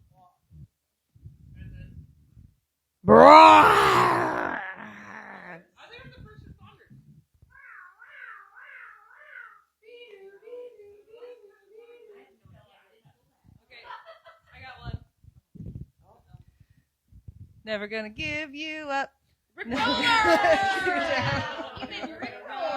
Y'all been rickrolled. Desert you. We obviously love that team name. So kickball happened last week. Kickball's going to happen next week. We always have a good time at this podcast. We thank you all for listening. Thank you again to our sponsors. We had a crap ton of them this year. So Scott Temperature, Young Spine and Joint, Empire Bar and Billiards, Nourish Training, Nick Lerner Real Estate, Up to 11 Productions, Grandstand, The Bridge and Body Wellness, LFK Lisa Frank Kickball, Noel's Massage, Thrive It Financial, Brandon Shreve. Thank you guys so much for putting your money where your mouth is and keeping us rolling with all of our kickball, shenanigans. We love you guys. This doesn't happen without people. We love everybody. There's a reason why this league has been around for over 20 years. Thank you guys each for your contributions, small or big. Mm-hmm. Thank you for coming out every week. Please continue to be respectful of each other, take care of one another, and look out for those that matter to you. And clean up after yourselves. Obviously, Kickball Mom's watching you. If you leave your shit out there and it goes to Lost and Found, you may never see it again. We can't help you with that. No glass. Don't smoke on the fields. Blah, blah, blah. All that stuff that everybody hates to hear.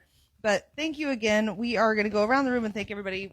Next week, Pride Parade. The following week, Juneteenth. Get involved with your community. Okay. So thank you again to our panel. We have Ari Likes It Harder Oxer. D what? D what? D holes. We have Summer Stacy Alvers.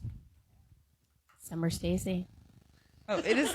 That's her teacher voice, guys. It's scary. It is scary. It is officially summer. And to any listeners who are still here, or if you're listening later on, thank you so much for listening in. Just keep putting money into your local community. We've got Liz motherfucking Schaefer here. Ow, ow, it's me, guys. She works downtown, local community. Scandalous Miss Scanlon Chelsea. Screamers. And Emperor Palpatine can drop and give us 20. Ooh.